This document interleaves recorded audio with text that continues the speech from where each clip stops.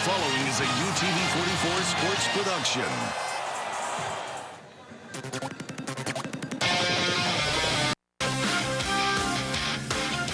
Friday Night Rivals. This is the UA Early College UTV Game of the Week. Sponsored by Mobile and Baldwin County Sheriff's Offices and the Drug Education Council.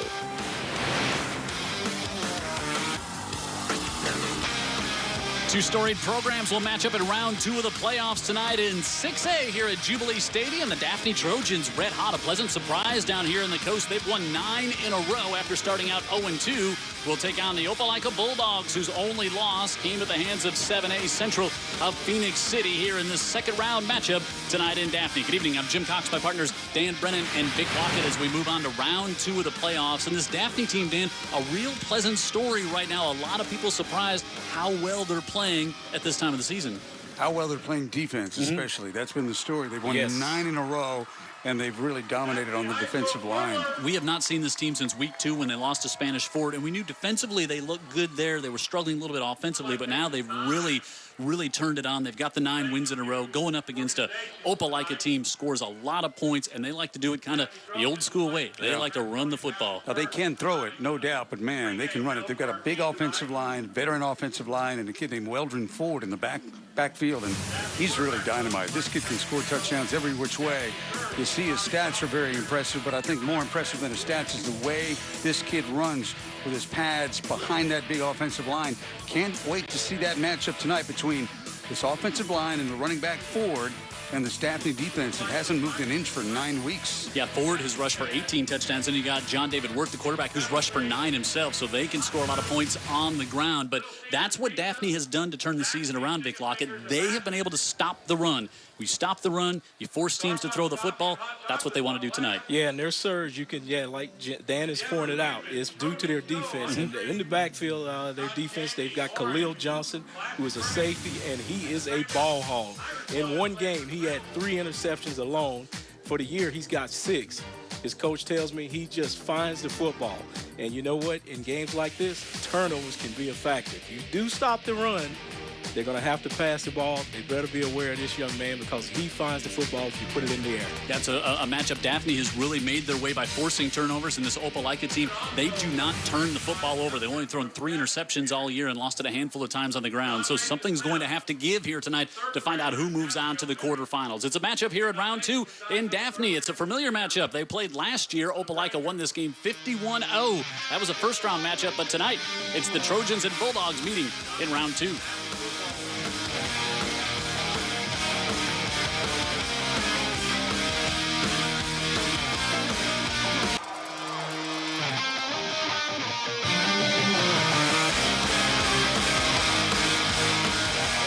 Daphne Trojans, after an impressive road playoff win to open things up last week, 24-6 up in Montgomery. They beat Sidney Lanier. They get a home game tonight to take on the Opelika Bulldogs, 2 teams that met last year in the playoffs in the first round. Let's go down on the sideline and get our first report from Tara Reeves. Good evening, Tara.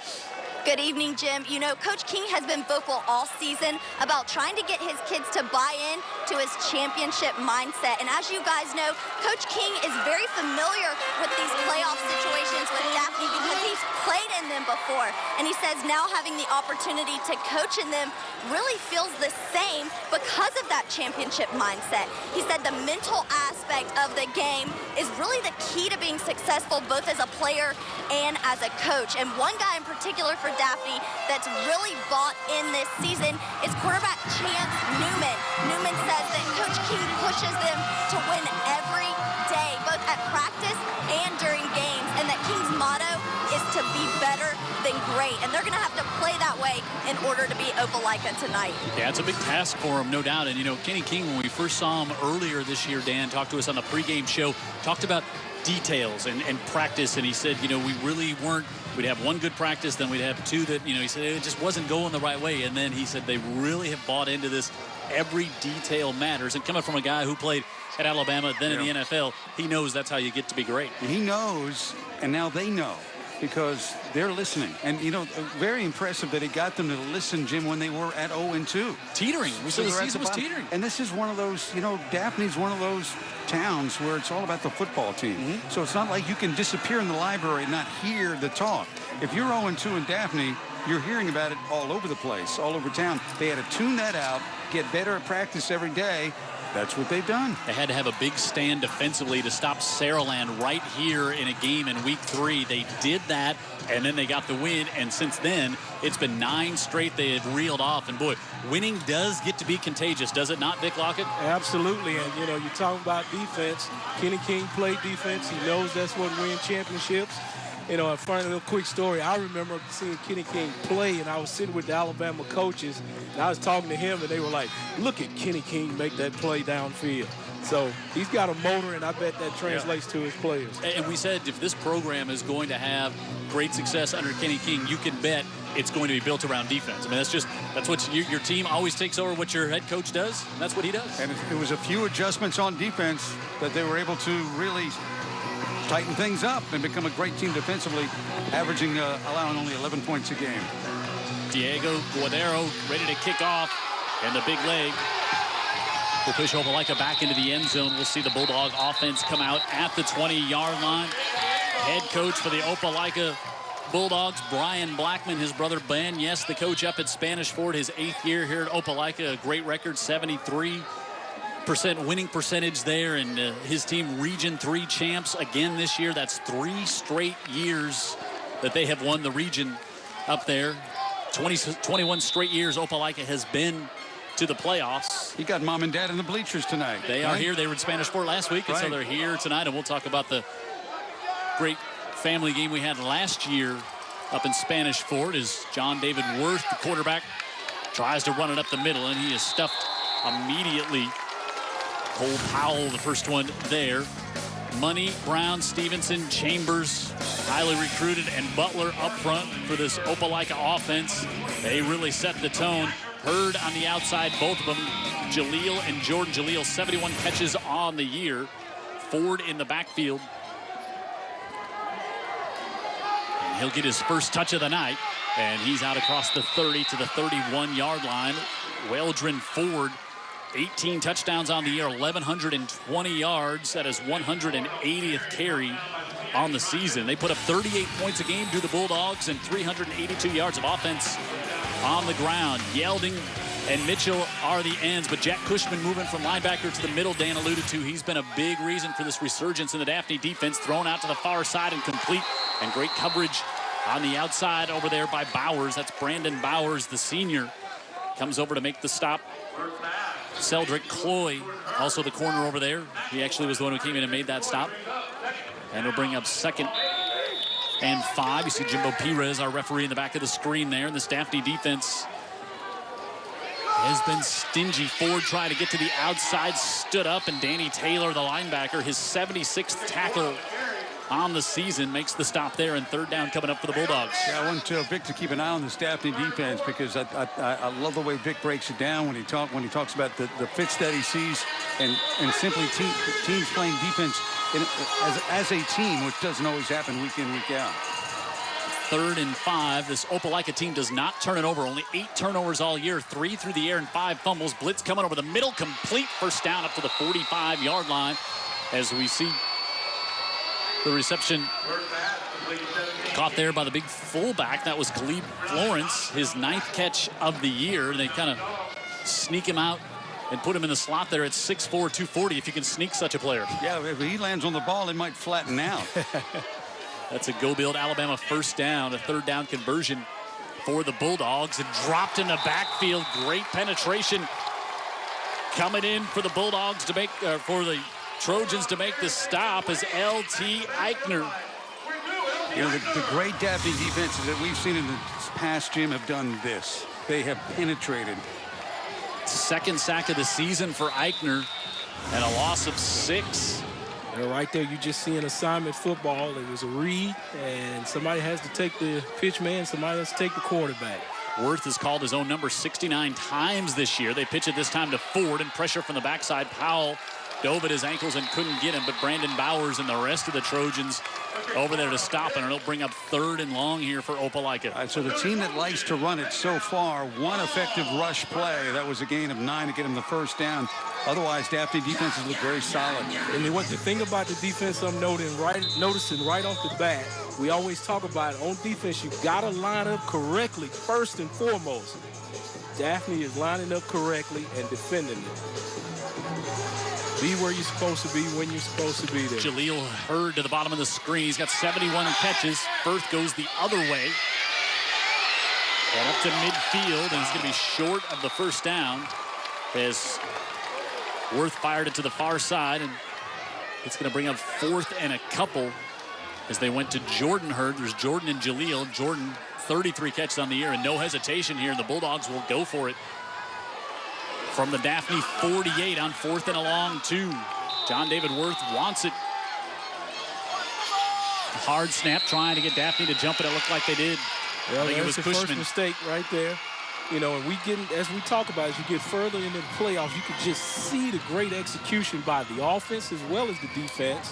And they're just playing well. Dead ball, encroachment on the defense. The penalty makes the line to gain, first down. You know, everybody's lining up correctly. You can see emphatically the offensive guys are confident in what they're doing. They're knowing what to do. Seeing great execution by both sides of the football. I don't know if they were going to snap that. That might have been just all they wanted to do right there. Looks like they've been there before and been in that situation before and knew exactly what to do. I'm with you. Worth is also the punter, so could have had an option there, but they get the first down. 3 receivers to the near side. Worth pulls it down on a quarterback draw, and great ankle tackle there by the guest on the pregame show, Ty Reynolds. He's got a few picks himself. He's a good football player. Took one back 71 for a touchdown last week that turned that game around. Daphne was leading 9-6 in the second quarter, and that defensive touchdown really sparked him. And comes up with a tackle for the loss there, his 72nd tackle on the season. Yeah, look at him right here. He didn't let that quarterback get out of there. He's trying to run a quarterback draw. He says, nah. His dad, Lane Reynolds, the defensive coordinator, came from Arizona with Kenny King. As they fire that one down complete, they find the seam, and it's 1st and goal as Jaleel Hurd has the catch at the 5. John David Worth, a beautiful pass, huh? Right down the middle of the field and dropped it right into the hands of Hurd. And it's 1st and goal for Opelika on the 40-yard pickup. Go Build Alabama, 1st and goal.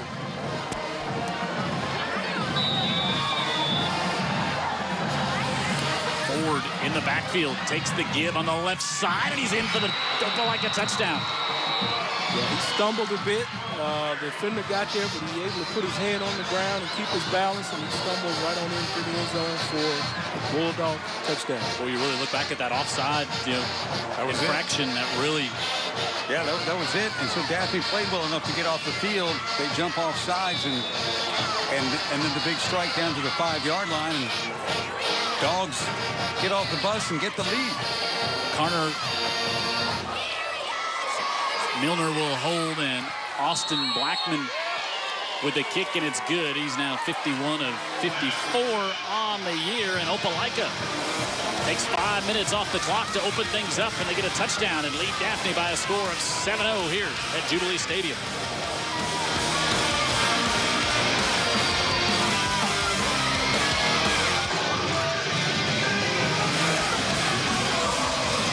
Opelika takes the opening kick and goes 80 yards.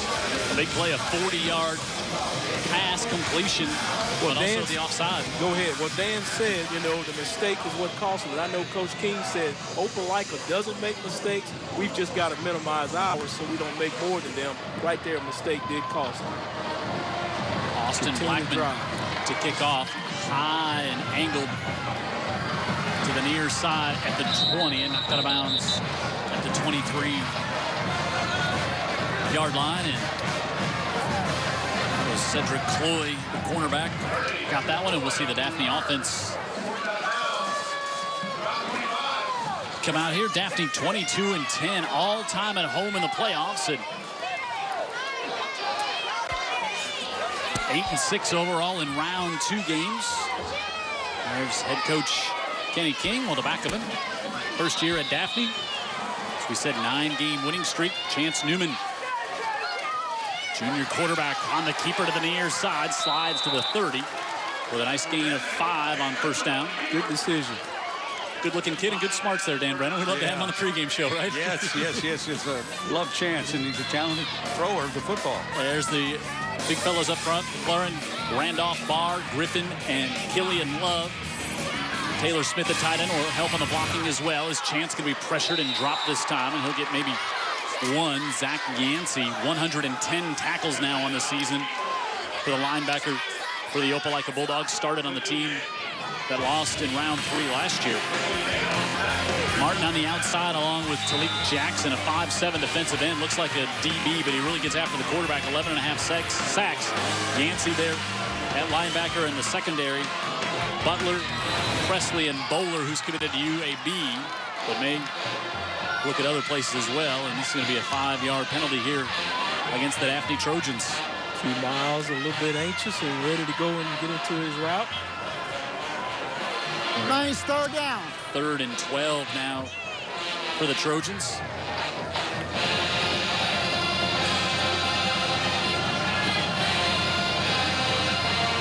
Daphne with that big win last week up on the road. Sidney Lanier, 24-6, and to earn the home game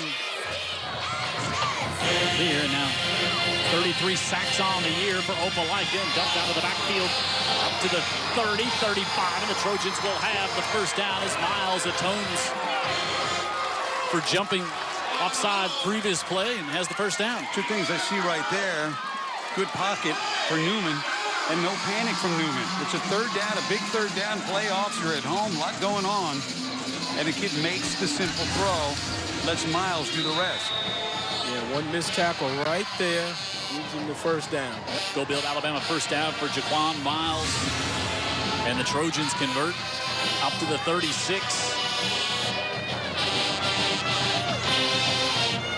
Newman to the near side, right back to Miles. Has some space, spins to the inside, and he's going to be close to another first down. Miles got some quicks about him, huh? Yeah. Justin Lewis was over there on the coverage, and you can see the tempo being pushed here by the Trojans. Bulldogs are going to have to take some Dramamine real quick here. Nice pirouette by Miles there to get some extra yardage. Presley came over to finish him off, and it was good for another Go Build Alabama first down here for Daphne as they approach midfield. But not giving the ball to Mike Franklin, who had a big season, 12 carries last week, and he's got one here. And didn't have a touchdown last week, but he just had 135 yards on the ground, just grounded out against Sidney Lanier. And he'll pick up 3 on first down. He's a big back, a sophomore, 6'2", 202 pounds. And boy, you get a lead and just love to give it to a big back like that all evening. Pressure coming as they set up the screen. Franklin dropped immediately. But lose a yard on that one. Christian Collins, his 8th tackle for a loss. Looking at him in his equipment, he reminds me of another back that played here, great back, now playing for the Jacksonville Jaguars. Collins comes off. Loss of 9, 3rd and 9. If Franklin's anything like Yeldon, you're going to be in good shape for a few years. Yeah.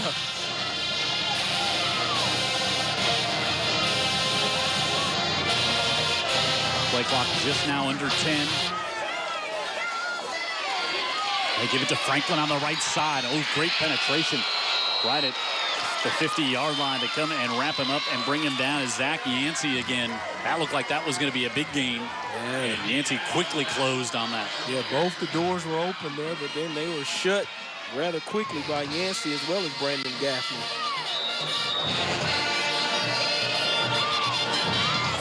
Fajardo on to punt. And Bird back deep along with Presley. High kick, Hurdle call for a fair catch at the 19.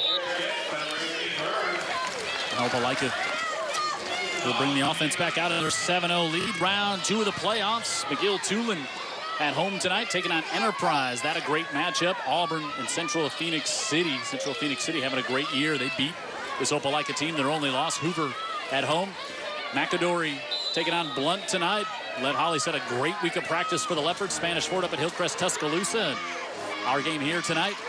Beauregard brings their impressive resume down to take on Viger. St. Paul's at home and Jackson at home as well. And Andalusia on the road, and UMS Wright with a home game, and Thomasville taking on Bibb County. Waldron Ford with a big gaping hole up the near side, and he's out across midfield, and another first down. Yeah, he's got to credit Paul Money. He was on the money to spring him out there, that big left tackle, number 55. Watch him come around here and just right there, that breaks him free, and he cuts right off his butt like he's supposed to, reading his blocks, then just getting upfield. That's the guy Dan talked about in pregame, and he's showing why he's worthy of getting the pipes that Dan brings. Ford with a 31-yard gain, and he'll pick up 4 here on first down before Bowers drags him down. It's like it's not hype if it's true, right? And they do have a very impressive offensive line, and you can see there's certain plays that are giving Daphne some trouble right now. That's one of them. They've scored 28 points at least in every one of their games, and 29 of their last 32 games they've put up at least 4 touchdowns. Under coach Brian Blackman. Inside give up to the 44, and a flag comes in, and they're going to have a hold. Here is Connor Smith with the carry for Opelika, and in the vicinity of a hold at the tail end of that play, and we'll see if Jimbo Perez agrees, and that's indeed going to be what it is. The ref was emphatic about that flag. Almost like he wanted to hit the lineman with it. The flags are coming from everywhere. During the run, we had holding on the offense. Remain second down. Well, I'll tell you one thing. Great guy right there. Oh, Jimbo Perez, we love it. Really. Well, that's why we give him a hard time. If we didn't like him, we wouldn't give him a hard time. Well, sometimes he deserves it, though, Vic Lockett. Let's be honest. Every ref deserves it. 3 receivers toward the Daphne boundary. And they'll come this way. Jaleel Hurd just steps out of bounds, and now another flag there. And I think it's going to be another hold as C.J. Jordan had a handful of purple jersey. And that's going to back Opelika up 10 more and bring up second down and about 26. Well, against a good team, you know, all hands on deck. You can use all the help you can get. It Jordan looked like that took a second to develop. It was like that. Yeah. Just maybe. Yeah. And Jordan right away wheeled to profess his innocence, which usually means you know you were guilty. On the run, we got holding. We got holding on the offense. It's decline. Third down. So they'll take the down. 3rd and 16. Or there, I'm sorry, 3rd and 13. Yeah, uncharacteristic of this Opelika team making mistakes. According to Coach King, they make very few. Jordan Hurd to the top of the screen. They'll put Florence to the slot and Jaleel Hurd to the bottom. And John David Worth, pressure coming. Comes over to Hurd, and Hurd immediately wrapped up. Great defense by the Trojans there, not allowing anything. Brian Mitchell, the defensive end, came to make the stop, and Mitchell hobbles off. A little banged up as he came off the sideline. I'm not sure if he...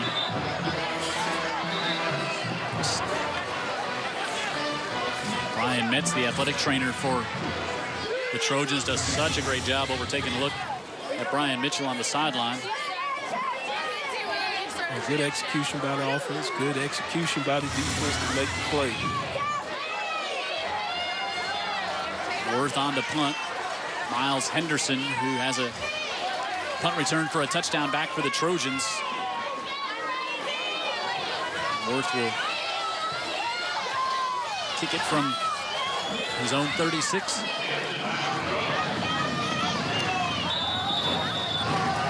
His defense comes up with a stand. Wide splits. Yeah, often wonder why you line up on end over end kick. Trojans just trying to get away from it. They'll be down about the 13. And Daphne offense will come back out, and take a look at the Region 1 standings here. All 3 teams finishing 7-1. Blunt, Spanish Fort, and Daphne. Blunt lost to Daphne. Spanish Fort beat Daphne. And Spanish Fort lost to Blunt. Yeah, I'll tell you this, and you look down at when Saraland is the 4th best team in your region, Yep. You've got quite a region. They got knocked off last week in the opening round of the playoffs. And Blunt at home tonight. Daphne opened on the road, and Spanish Fort on the road after the win to open things up last week at home. Chance Newman has thrown for 1,700 yards this year, 20 touchdowns, 8 interceptions. Low snap, and they give it to Franklin. Good penetration again. Zach Yancey. Yeah, he's just trying to get him a little crease to get through, and looks like it's there for a second, but Opelika does a great job of just closing it down when it looks like there's an opening. Against a defense like this, everything's got to be right, including that snap. And again, we saw that one low. Yep. Throws off the timing just enough. Helps the D. Yep. Yancey with now 10 tackles for loss on the season. They want a little bubble screen here, and they get it off to Miles, and he splits it at the 20. Still on his feet up the far side. He's got a first down and more to the 37. And Miles said, I don't need much blocking. Just get out of my way. Let me catch this football, and I'm going up the field, even if I have to traverse it, going wide first. The freshman traversed it there, just a true freshman, and gets it all the way up to the 36 for a Go Build Alabama first down. How good is he going to be? Yeah. They've got some speed on the outside with a Miles first name and a Miles last name. Yep. And you got Franklin, the sophomore running back. You got Newman, the junior quarterback. Gain of 23 as we're under a minute to go here in the opening quarter. Back to the near side and to the 36-yard line. DeAndre Ward with his 6th catch of the season. Ward, a senior, 5'6", but he's very elusive. Watch this. This is a great open field tackle by that strong safety Presley to come up there and make that play. Otherwise, it looked like he was going to make another man miss and head upfield. No gain for Ward. Now they pitch it back, wanting to go up top. Newman got it complete, and a flag, and he does not hold on to it. Did not hold on to it. He had it, and then it bounced out of his hands as Batiste was looking for catch number 24 on the year, but it'll still be a 15-yard pass interference penalty. I think it's good coverage. It was good coverage until the very end. Yeah. He was stride for stride. Let's look here. I like the call, and the reason I like the call is it's pretty obvious this Opelika defense is going to be tough all night. If you can take some shots, give a strong-arm quarterback some time, give it a shot. Yeah, you might as well take them, and you may need a little bit of trickery, as they did use there. Ahmad Butler was stride for stride, but then he just never turned around and all of a sudden realized he was in trouble and made the tackle at the 29. Prior to the ball getting there. Yeah. You know, not an awful penalty. We had a double foul on the play. Oh, wow. Both on the defense. Oh. We got pass interference here. Is declined. We got a personal foul roughing the passer here. First down. Well, that must have been late because I never saw it. Well, take your pick. The result's the same thing. Yeah, 15 right. yards and a first down, huh, Jim? That's right. Ahmad Butler says, I didn't have pass interference in that playoff game back in 2016. Never shows up now. It's not on the book. That's right. Down to 12 seconds to go, and the Trojans with a first down at the 49 of the Bulldogs, and what's been an entertaining first quarter of round 2 playoff action here on UTV 44. Well, it's the game of the week. That's what we expect. 2 good teams executing their offense and defense. We're going to have some entertainment. Great crowd here tonight in Daphne on both sides, and Franklin found a little crease and stays on his feet up to the 46-yard line. Brandon Gaffney, a good job to stay with him. Man, they just closed, Jim. I mean, like you say, it just looks like he's got it there, but then a defender will just come in really quick and shut it down. That's the end of one here at Jubilee Stadium, 7-0. The Daphne fans out in full force here tonight. Round 2 of the playoffs on UTV 44. Take it away.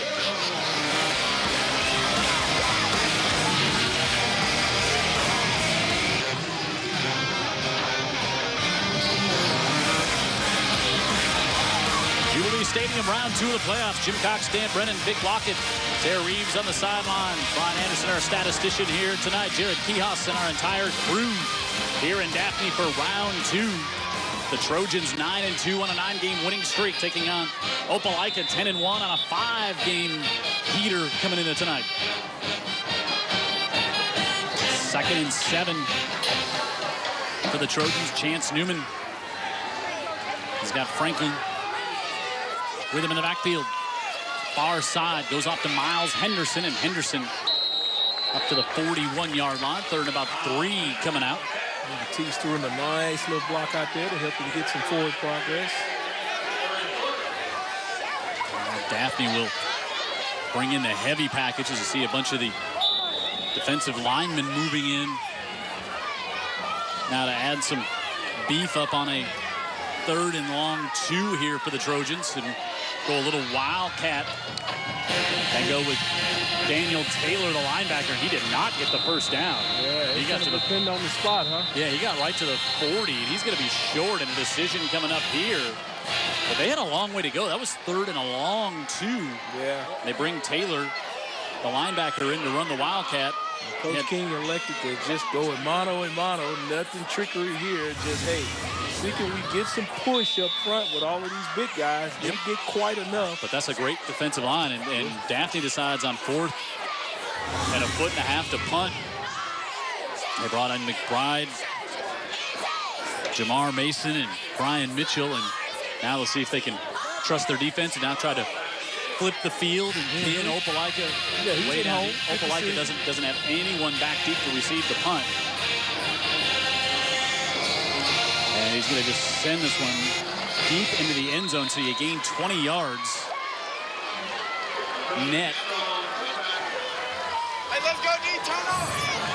And here is Opelika and what they did in their region. Region 3, 6-0 on the year. No blemishes. Yep, ran away with the region. You saw Chelsea and Wetumpka and Benjamin Russell. Benjamin Russell and Chelsea still in action tonight. And, you know, their big rival, Opelika's big rival, is Auburn. And former Auburn coach Tim Carter at Fairhope, and he was nice enough to let the Bulldogs practice down in Fairhope today. Very nice.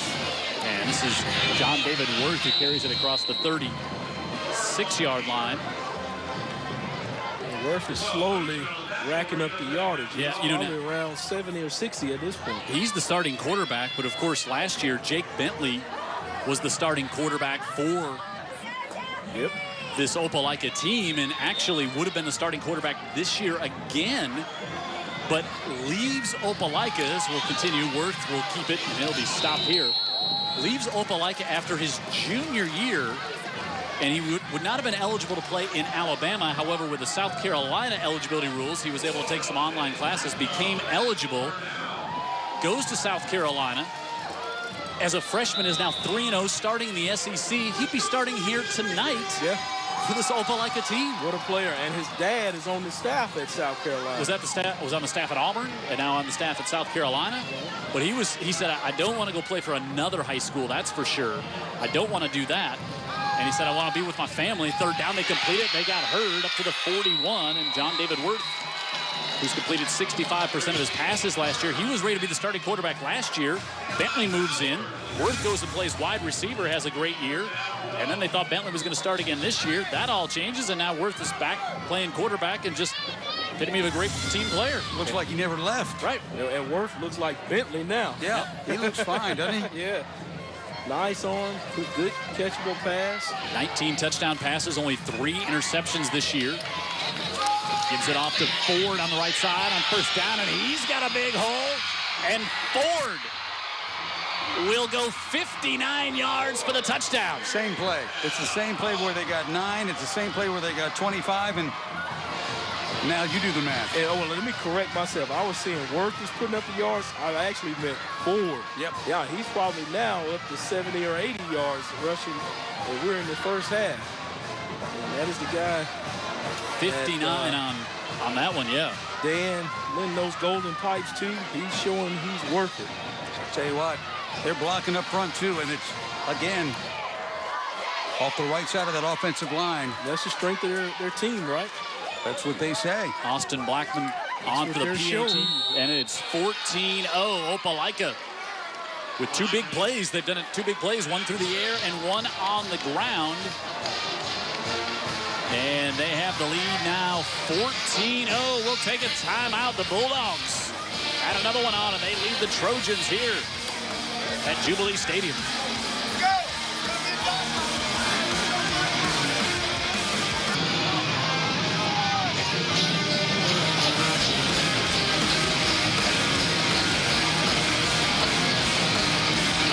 Big plays for the Opelika offense, and they have the lead by a score of 14-0 over Daphne here. 8:48 to go, and Opelika's defense came up with that third and short stop there. Big Lockett forced the Trojans to make a decision. Do we go for it or do we punt? They punt, and Opelika goes 80 quickly the other way, and they'll pooch it to the far side. The 26-yard line, nowhere to go for Miles over there. That was DeAndre Ward, 13, excuse me. And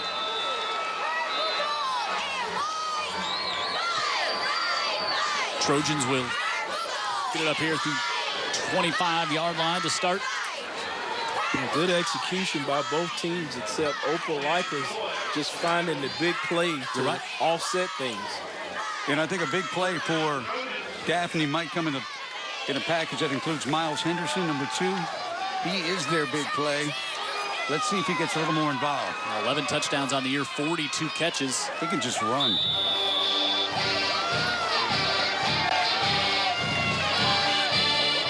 The backfield and great penetration. DeMonte Martin. There again. Better execution that time out of the Bulldogs. Just owning the line of scrimmage. Just 4 plays. That's all it took to go 80 yards after the long run. Capped it off from Ford. Just a minute 41 off the clock. Got Leo Batiste in the backfield who took that handoff and was stuffed by Martin. 11th tackle for a loss for Martin this year. And now a pre-snap flag will be thrown on 2nd and 12. Eric Speakman, defensive coordinator for this Opelika Bulldog team, only giving up 15 a game themselves. We've talked so much about the Daphne Trojan defense. And they'll back themselves up 5 here with the Trojan offense. That's a good region Dead of ball. football. False start on the offense. Remains 2nd down. You know, like our 6A football down here, and they like it up in the mid-state area, too. 33 sacks this season, and they too, like Daphne, they shut down the run, and now you kind of pin your ears back. You got to start throwing the football. Yeah. And Feast time. 2nd and 16, and now a bad snap, and falling on it was Newman in 3rd and about 20 coming up here for the Trojans. Just what King is not looking for.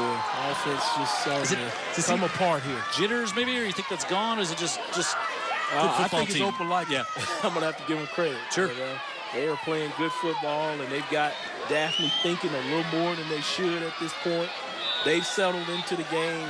Daphne they got settled now. They got behind the scoreboard. Now they're starting to become loose again. Look for a screen right here. 3rd and 20. They give it instead to Franklin to the 21-yard line. I mean, they had to be safe there, Jim. Yeah, not a whole lot to gain by putting your quarterback in peril, because you knew that Opelika was going to come after him on 3rd and that long. So they played it safe. Yep. Now they've got to play some defense. Play some defense. They've been talking to the defense on the side of on their sideline. So let's see if they're ready to go out and not give up the big play. Fajardo will punt, and Jamie Presley and Jaleel Hurd back at their own 45-yard line. Pressure coming. Opelika notoriously great in special teams, and Hurd takes it at the 40. And so the Bulldogs flip the field with a good defensive stand there and a 3-and-out. Trivia time here. Brought to you by the New Horizons Credit Union. Named the former UMS Wright, Andalusia, Hillcrest Evergreen, and Opelika head coach. Wow. Who went on to be the coach of the Auburn Tigers. Somebody's well-traveled. I should have made Vic Lockett read the question just so he would have had to read those last 2 words on the screen. That's all. No, that is the SEC Auburn Tigers. Yes. He also made a stop in South Carolina, Southern Miss, Clemson. Oh, I know Jared knows him if he's a Southern Miss guy. Brennan looking at me like I totally just made this one up this week. Is the pass to the far side. Yeah, I think you may have stumped him good here for the playoffs. It's not Jake Peavy. Go back a couple of weeks. Well, I'll tell you, Jaleel Hurd. I'm below the Mendoza line this year. I think I know his name, but I can't remember. I think he's at Tennessee now. Pickup of 8. And a first down by Ford, the 49-yard line. Nice job by Ford to keep the legs churning after first contact. I mean, with Ford, it's where do you hit him? Well, don't hit his legs because he's keeping those churning. Yeah. And you see right there, he got enough for the first down to kick the sticks and go Bill, Alabama, first down. Hi, Jim.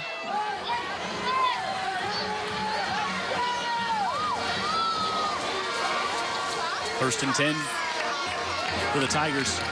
Ford takes the handoff on the right side, breaks another tackle, and look out, he's inside the 30 with speed and finally knocked out of bounds around the 10-yard line. Tell me what's going on here. Yeah, well, you take a look at the balance that kid has. I mean, he's getting 20, 30 yards after he puts his hand on the ground to gather himself. But also they're getting pushed at the line of scrimmage every time on this play, Vic, and going off right tackle, they're just getting yards to get his momentum started. Yeah, there's the video evidence right there. Yeah, bad tackling right there. Yeah, once his own blocker. Got by Bowers, then he's up the sideline. And first and goal here goes nowhere. Rashad Yelding was hustling down the field on that play. The defensive end coming all the way from behind Ford to finally knock him out of bounds. And Ford will have to come out for a play here as Cushman got in on that tackle. And second and goal from the 9 coming up.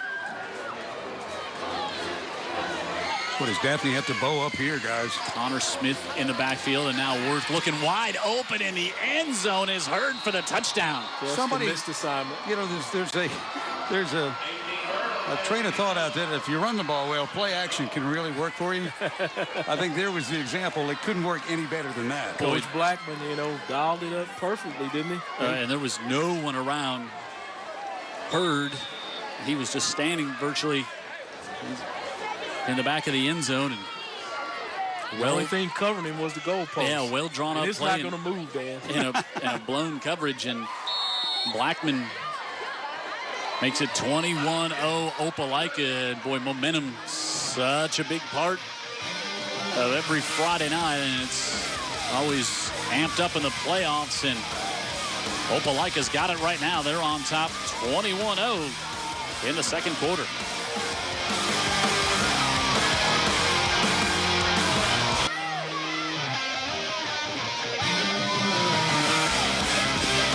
Great spot here in the press box in Daphne. Great to be here. Hadn't been here yet this year. And now a high kick, and the Trojans, it's covered by Opelika. And the penalty may be that they didn't get an opportunity. Right.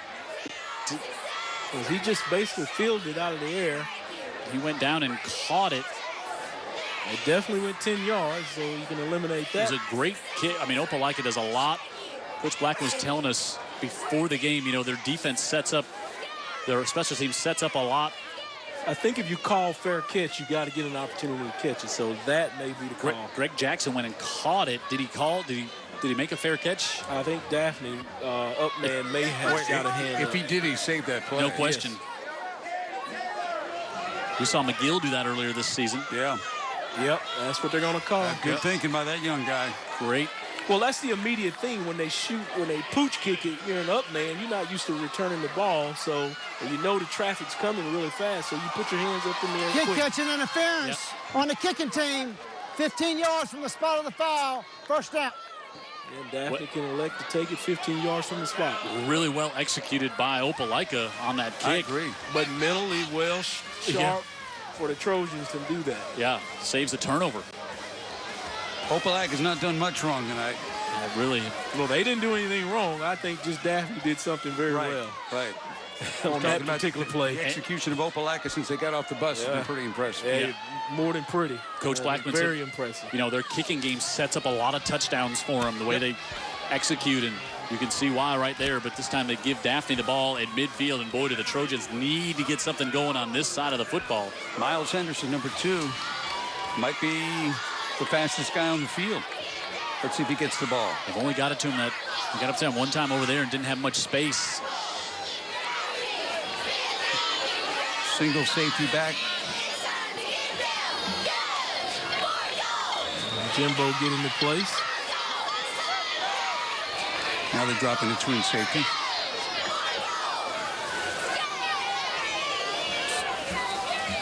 Sure what.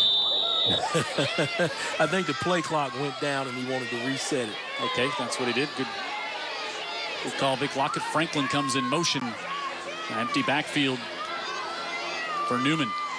Maybe a little double pass here. Goes nowhere. Got it off and quickly to Christian Williams, the sophomore. And the coverage was there too, Jim. Yeah, and he didn't have anywhere to go with it. Butler, I mean, he did a good job to hold on to it as Butler was bearing down on him, and he had no chance to heave that one down the field, but you could see it was kind of being set up.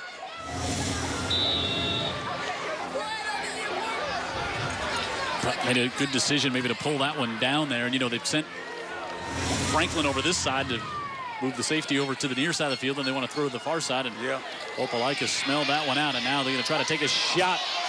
Looking, and it's incomplete as they try to go to Miles. What ball skills for a freshman, though. The way he gave himself a chance to make that play for a freshman, that speaks volumes of this kid. Yeah, that's just backyard football. He's saying, hey, the ball's in the air. I'll readjust myself, even though it's not a great pass, to get to it. Take a look at it right here. He's coming down. He's changing his position and comes into the frame. Try to make a play on the football. Wow, he's going to be something. Jemias Presley back there, and now an all too familiar 3rd and long for the Trojans, 3rd and 17. Pressure coming, and Chance Newman with no chance on that one is Talik Jackson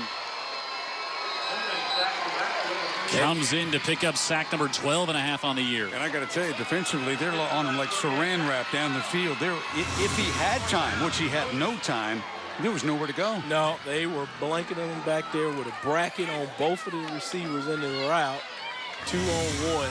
And quite frankly, it was just a smart thing to do to eat the football and get a chance to punt it. 3rd and 17. I mean, you know what's coming, and now you dial up the pressure.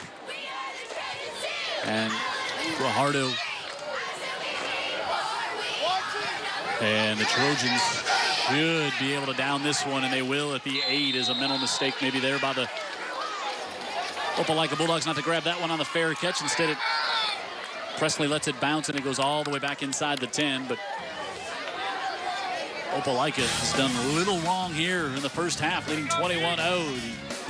The UA Early College Game of the Week here on UTV 44, brought to you by UA Early College.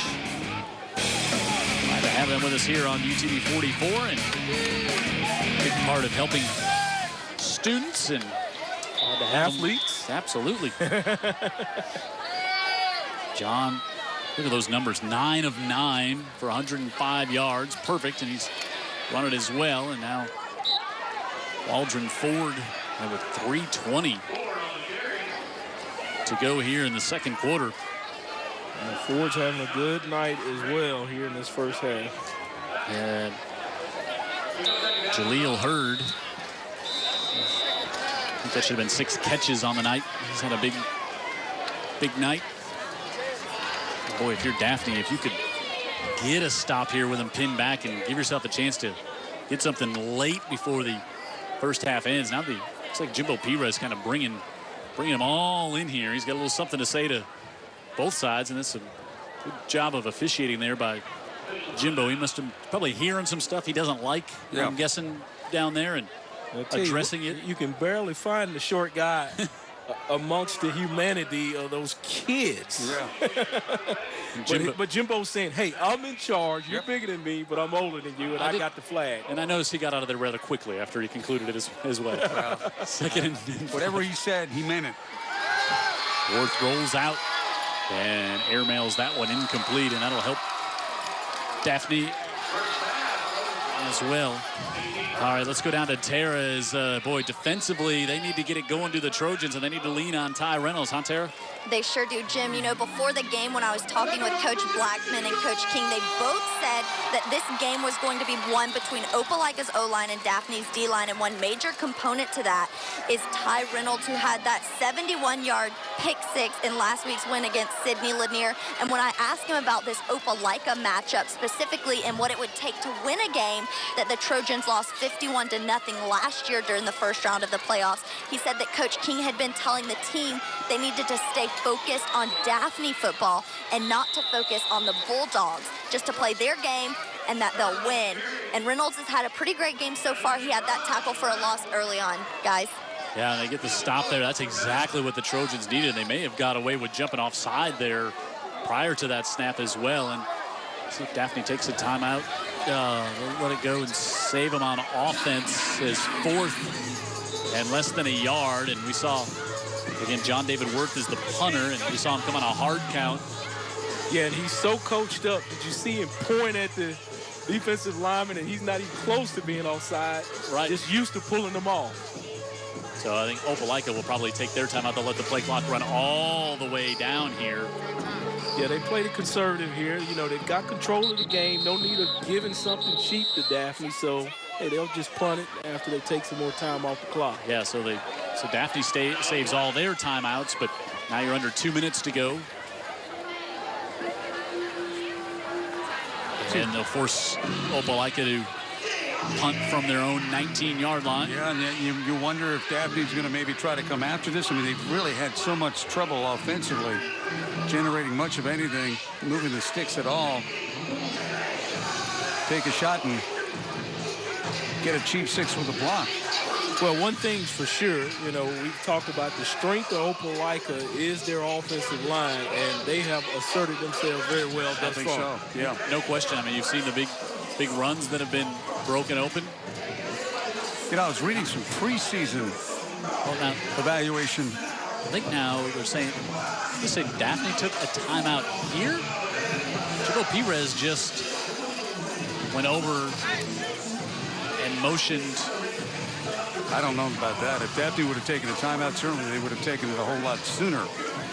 Yeah, he may have just pointed in the wrong direction, Jim, possibly.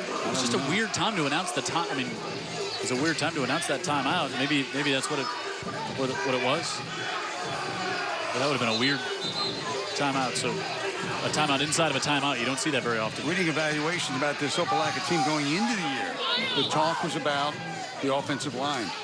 That's months ago. It turns out it's true. Yeah, and they've stayed healthy, I guess, through the year to be able to do it. Daphne has nobody back here. Now they're going to send finally Miles Henderson out from the sideline.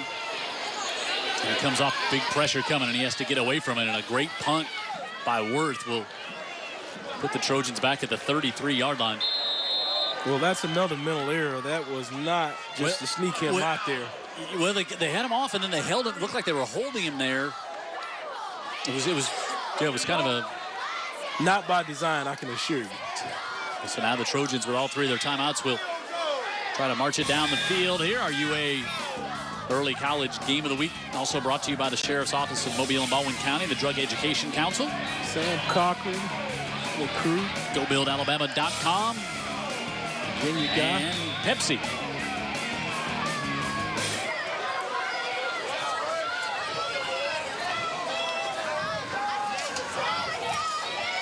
You see a lot of passes here, you think, guys? Try to get back in it real quick. Try to get something big going. Pressure coming. Screen. They get it to Henderson, and Henderson up to the 37-yard line. Nice job just to catch that football amongst the trees and the traffic there. Yeah, Opelika pursues so well. It was tough just to get the catch.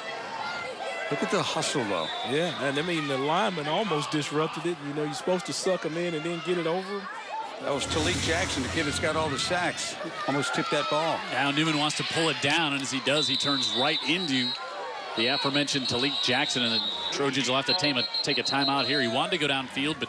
Another coverage sack to me. Yep. I mean, that was not on the quarterback, and Chance Newman just wanted to pull it down and try to make something happen, and as he turned around, Talik Jackson was just coming off the block, and Picks up another tackle in 3rd and 6. Yeah, it was just a single receiver downfield, and he was bracketed underneath and over the top, so it was nothing for him to do. Yep. Eat it. Yep. Speaking of eating it, when I got here tonight, that's what the crew was doing. Hey, I love speaking of that, Jim. Go ahead. They were the Zax pack had, they were just throwing it down. Hey, there. we can talk about that all night in the football game later. 12 pieces or 18 pieces, or for this crew, 108 pieces, and it was gone in 3.5 minutes. All your favorite flavors includes fingers, chips, toast, sides, and tea, Vic Lockett. I saw just Yes. dismembered onion rings all over the place. It was like, man, you guys got it. Please, somebody wipe your face. And the guys on the crew, they take the chicken wing, they put it in their mouth, and it's like Sylvester the cat eating a fish. They come out, it's just all bones. It's really not pleasant. But have it at your house, it really is. We love Zaxby's chicken, and the crew certainly loves it. And eat it like they hadn't eaten since last Friday. So 3rd and 6. Well, they work hard enough. Well deserved. For the Trojans here. And now if you're Opelika, you got 2 timeouts. Now you're thinking, get a stop here. Newman, quick to the near side, gets to Henderson, and he's got the Trojan first down to the 47-yard line. Yeah, that skinny post there working for him. He had the position on the defensive back. He was between him and the quarterback. Show him a nice big body, and the quarterback just puts it right on that single number 2.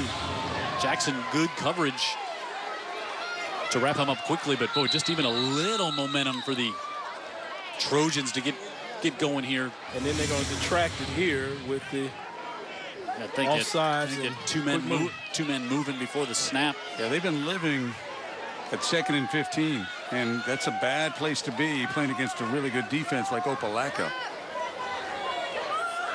Haven't had enough success on first down. In fact, they've had problems on first down. We'll wait for Jimbo.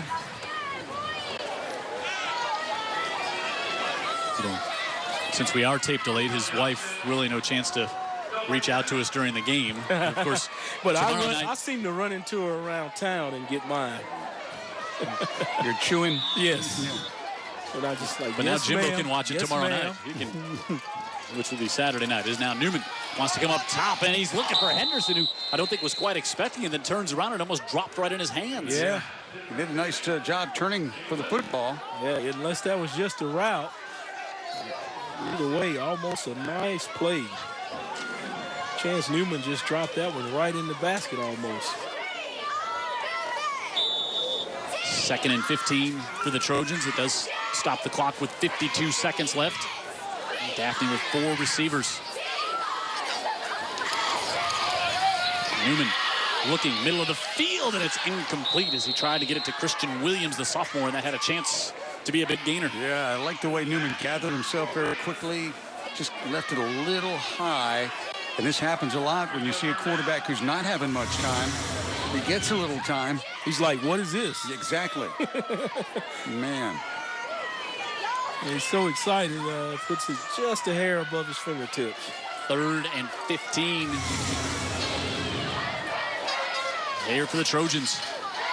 Newman flips it to the near side, and it's incomplete. He had to just get rid of it because the pressure was coming.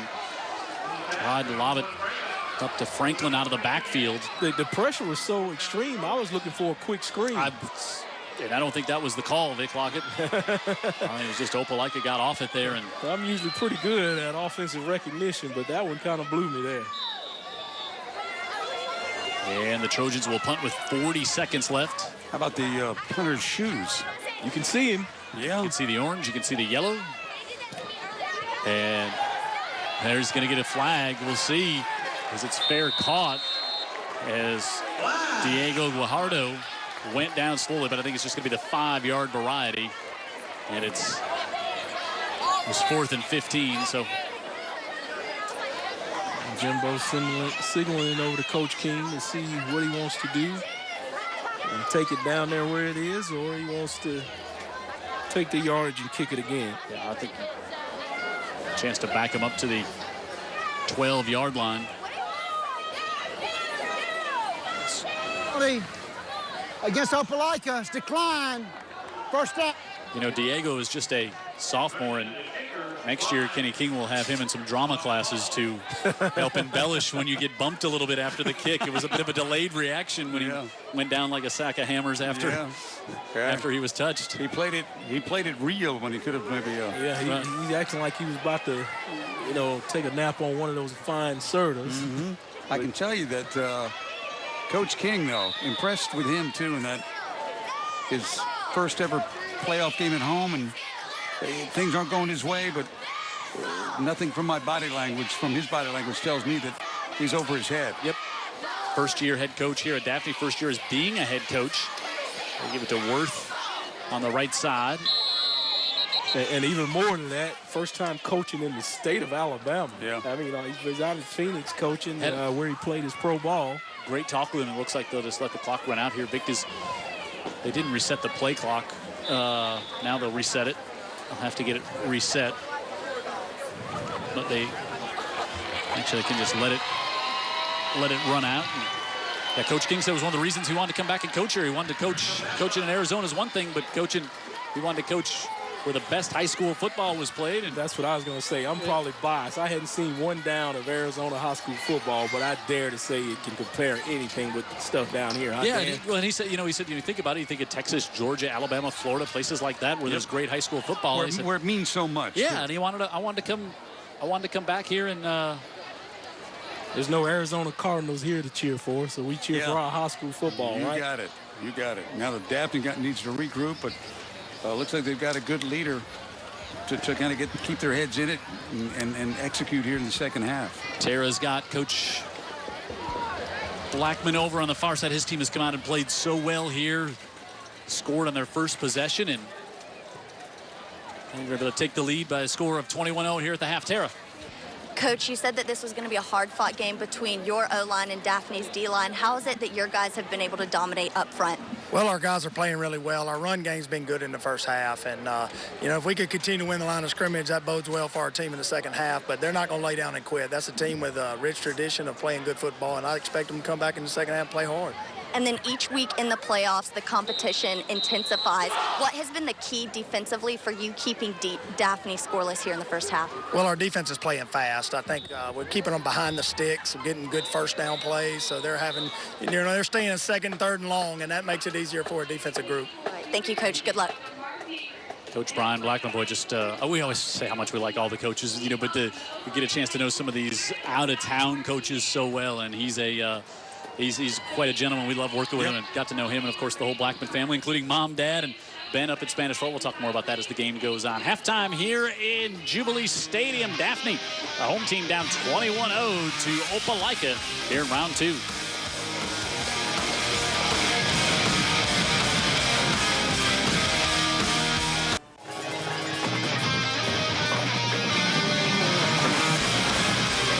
Halftime here in Daphne, and it's Opelika on top by a score of 21-0. They've been so impressive, and I just got a hunch their band is going to be the same way here on the Pepsi Halftime Show.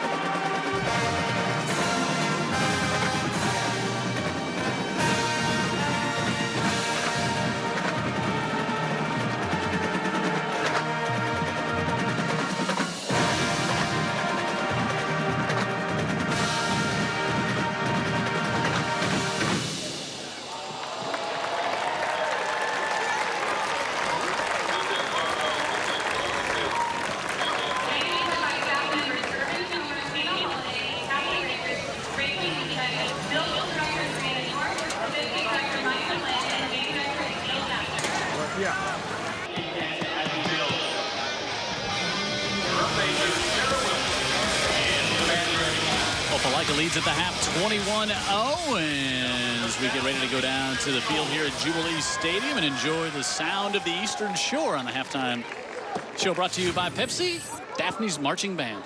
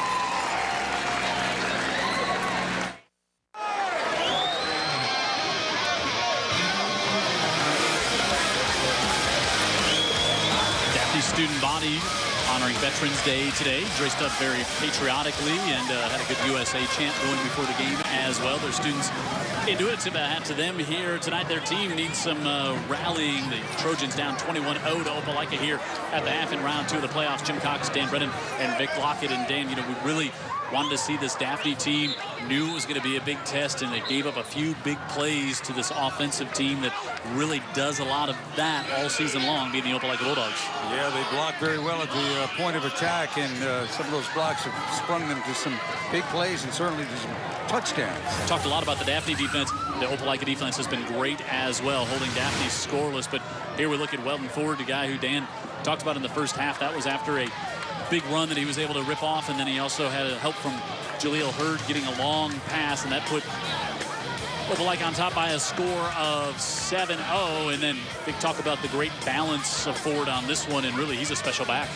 Yeah, I mean, you look at him, both those runs, he depends on, I guess, his third foot being his hand to put it down and just make a play. And then right there, you know, that opens up the passing game if you're starting to come up trying to defend the run, and they're having their way offensively in terms of run and pass. As Coach Brennan said, you get the run going, and then you can work a little play action there. And we saw Funny how that happens. On the Worth touchdown pass to Hurd, and now Opelika will kick off to the Trojans, and Blackman high to the far side at the 25, and it goes through the hands of DeAndre Ward, and now he circles all the way back to the 5, and the Trojans going the wrong way to start quarter number 3. Let's get on to the sidelines. Tara Reeves is there. Tara.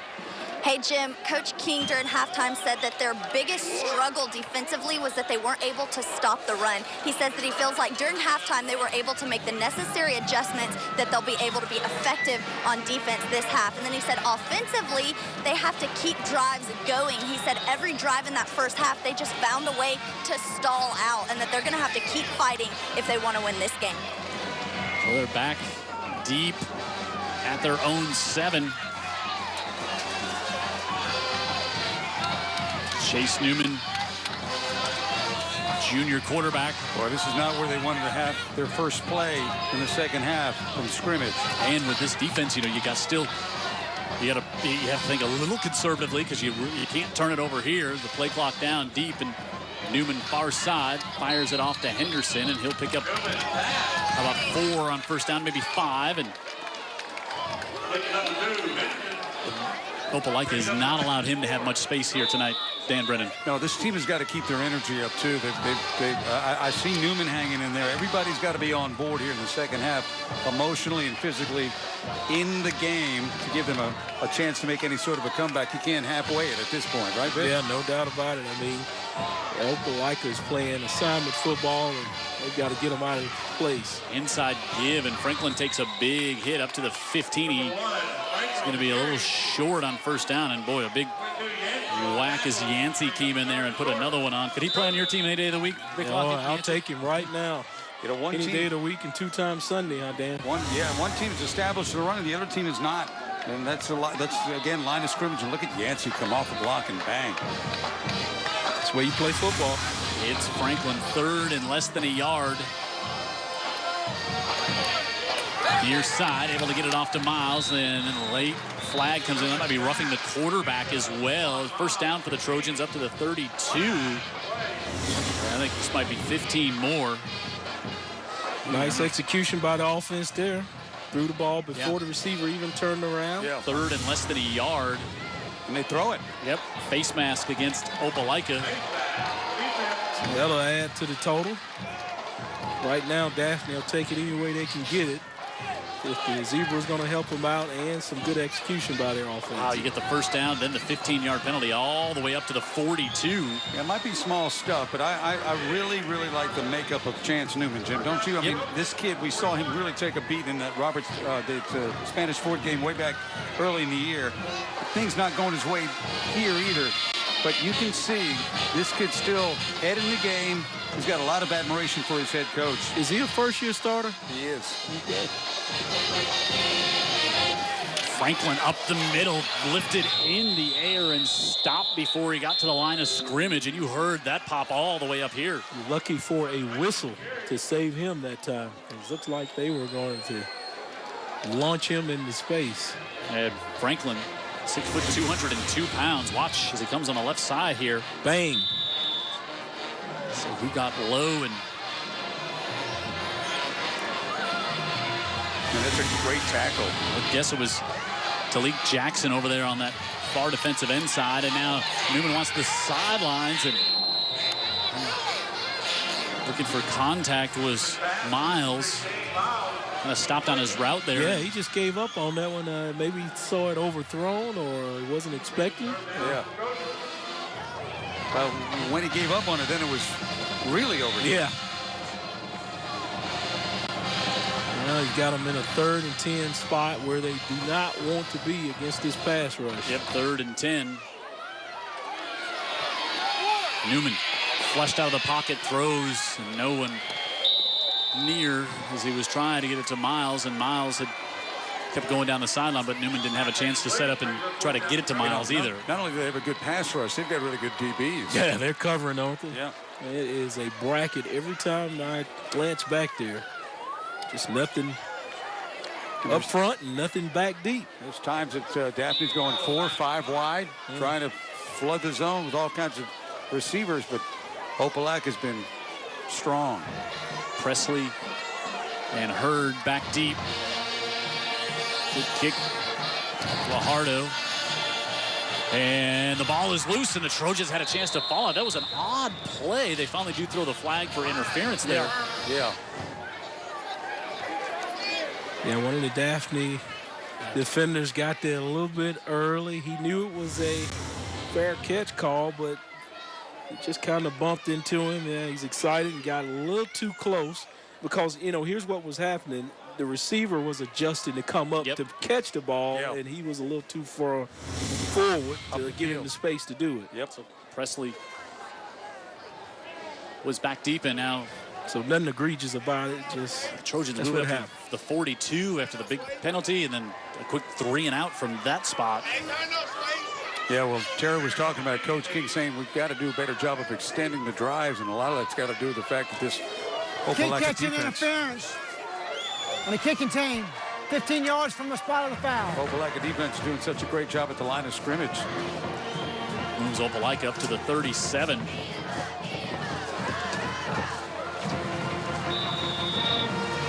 This first time Daphne's given up more than 18 points since week 2 against Spanish Fort. Worth fired incomplete as he threw that a little bit behind Jordan Hurd, the junior. There's your pick 6, get you back in the game, Had a chance. Yeah, it looks like he was telling Hurd he wanted him to kind of settle down into that route and not just run to the coverage where it was. telling him again, too. There's Christian Williams, a sophomore over there, who has 4 picks on the year for Daphne.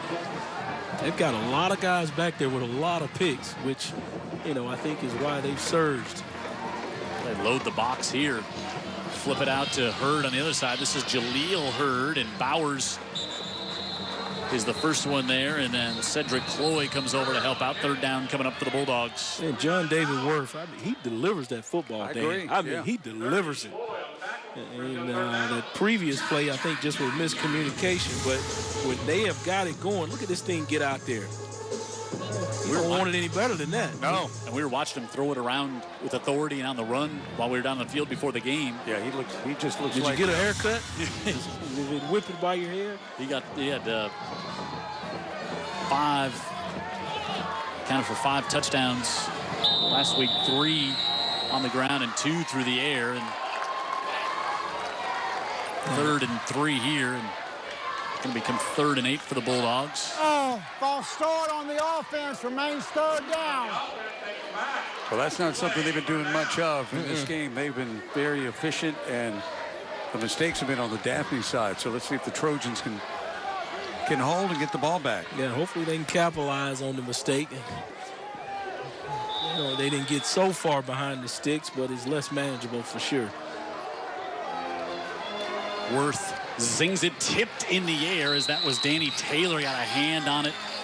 And Daphne's defense comes up with a stand there on 3rd and 8. Just what they needed after the bad showing by the offense. The defense is playing, which is what this team's known for. So we'll see if this defense can provide the spark to get them back in the game. That's what I'm talking about with effort, too. You can't let down now. That effort play right there on a guy that's not going to make the sack and is almost virtually out of the play. But by batting down that pass, by giving complete effort on that play, he made the play.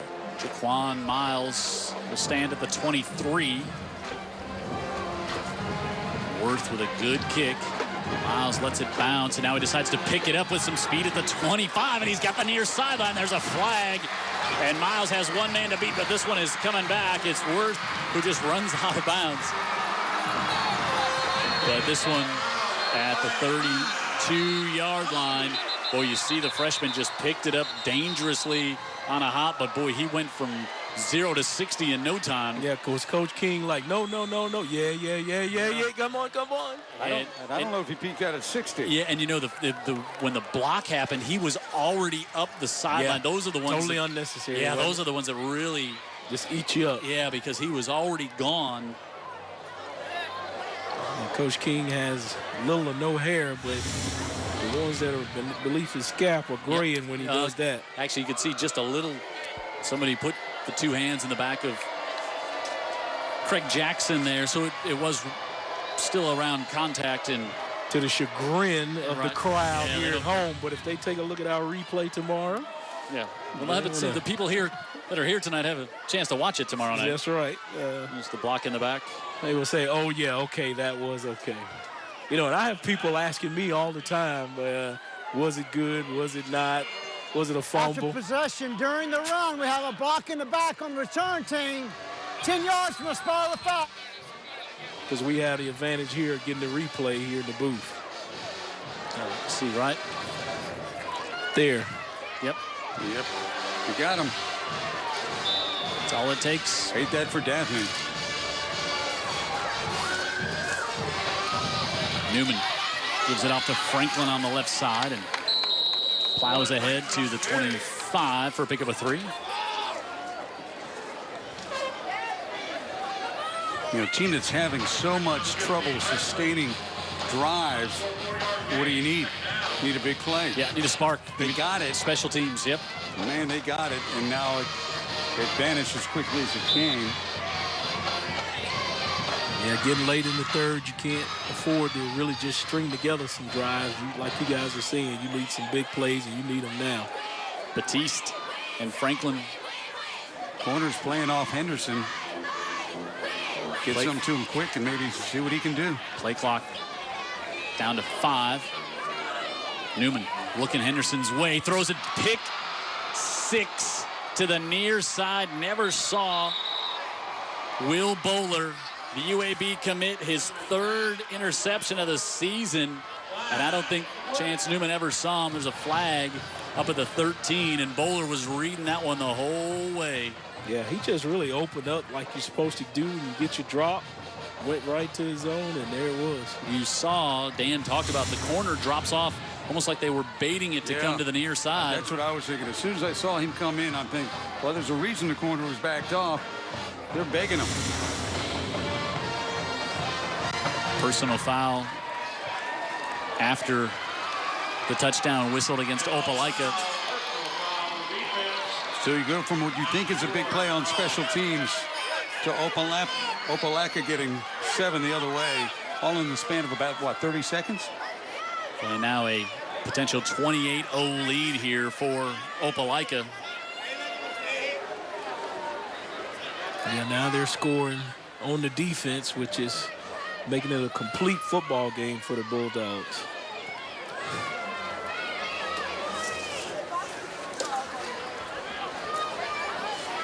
You know, P. Rez is going to come over and have a discussion with Coach King. I think he's going to ask him, does he want it on the kickoff or does he want it on the PAT? I'm not sure what he's motioning someone.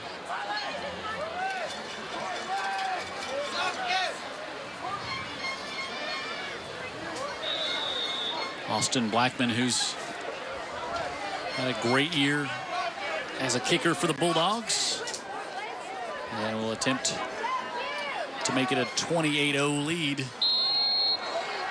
And he does. Opelika on top, 28-0, 5 minutes into the third here on the UTV 44 Game of the Week.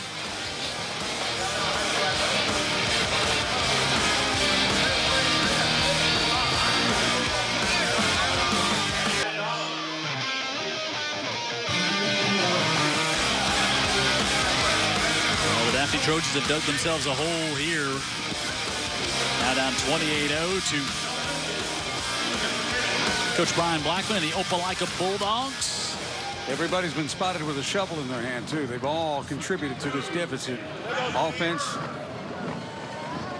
defense, special teams. They're having trouble against this Opelika bunch. They will mark off the penalty that was on that touchdown. Back to the 25-yard line, and Blackman, who has the big leg, will have to put it to good use here. He's got a very short windup. I mean, just a couple of steps and he just whips that leg. Nice. High to the far side. DeAndre Ward takes it at the 34, and Ward looking for a crease, and Crease not there, Jim. Near the 40, maybe the 38-yard line, and that's where Daphne will take over. Hey, 80 of the top high school football players in Alabama and Mississippi coming to Montgomery December 10th for the 30th Alabama-Mississippi All-Star Football Game at Crampton Bowl. Two 40-member squads of high school seniors going to match their talents at 12 p.m. And the tickets are available online and at the stadium on game day. Only $10. The event is hosted by the Alabama High School Athletic Directors and Coaches Association, so don't miss it. December 10th. It's a public service message from the Alabama High School Athletic Association. We were playing in that game, and it was here in Mobile. We let Montgomery get it away from us. 28-0 Trojans down, and Franklin up to about the 42 for a gain of 5. You know, I can see the moves, and Franklin's probably used to that little cut back in the hole being there, and he's taking it for a long run, but just not happening against his Opelika defense. Yeah, and I think, you know, round 2 of the playoffs, you know, you get to a point, as remember Terry Curtis telling us one time, he's like, hey, everybody's good now. It just, you know, it's better talent. Yep, and scores usually get closer. Is now Newman looking for Henderson to the near side, and there comes the flag. Who they gonna call it on, Jim? Yeah, they're gonna call that one against Justin Lewis, I think, cornerback for Opelika. And well, I think the offensive guy initiated it, trying to back him off from catching up to him. So yeah, there's we shall see. 2 flags there, and I thought, you know, Henderson was maybe trying to, looked like he maybe tried to straight arm him back a bit. Yeah, get him, create some space between him and the defender. Jimbo calls it on the defense. We're always guilty, Dan. Justin Lewis. Where we never get a trial. Straight to jail. So a 15-yard mark off and puts... Pass interference on the defense. Penalty makes the line of the game. First. Daphne's going to get to the line quick.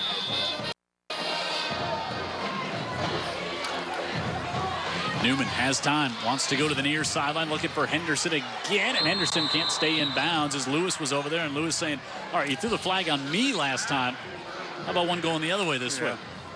But I agree with him both times.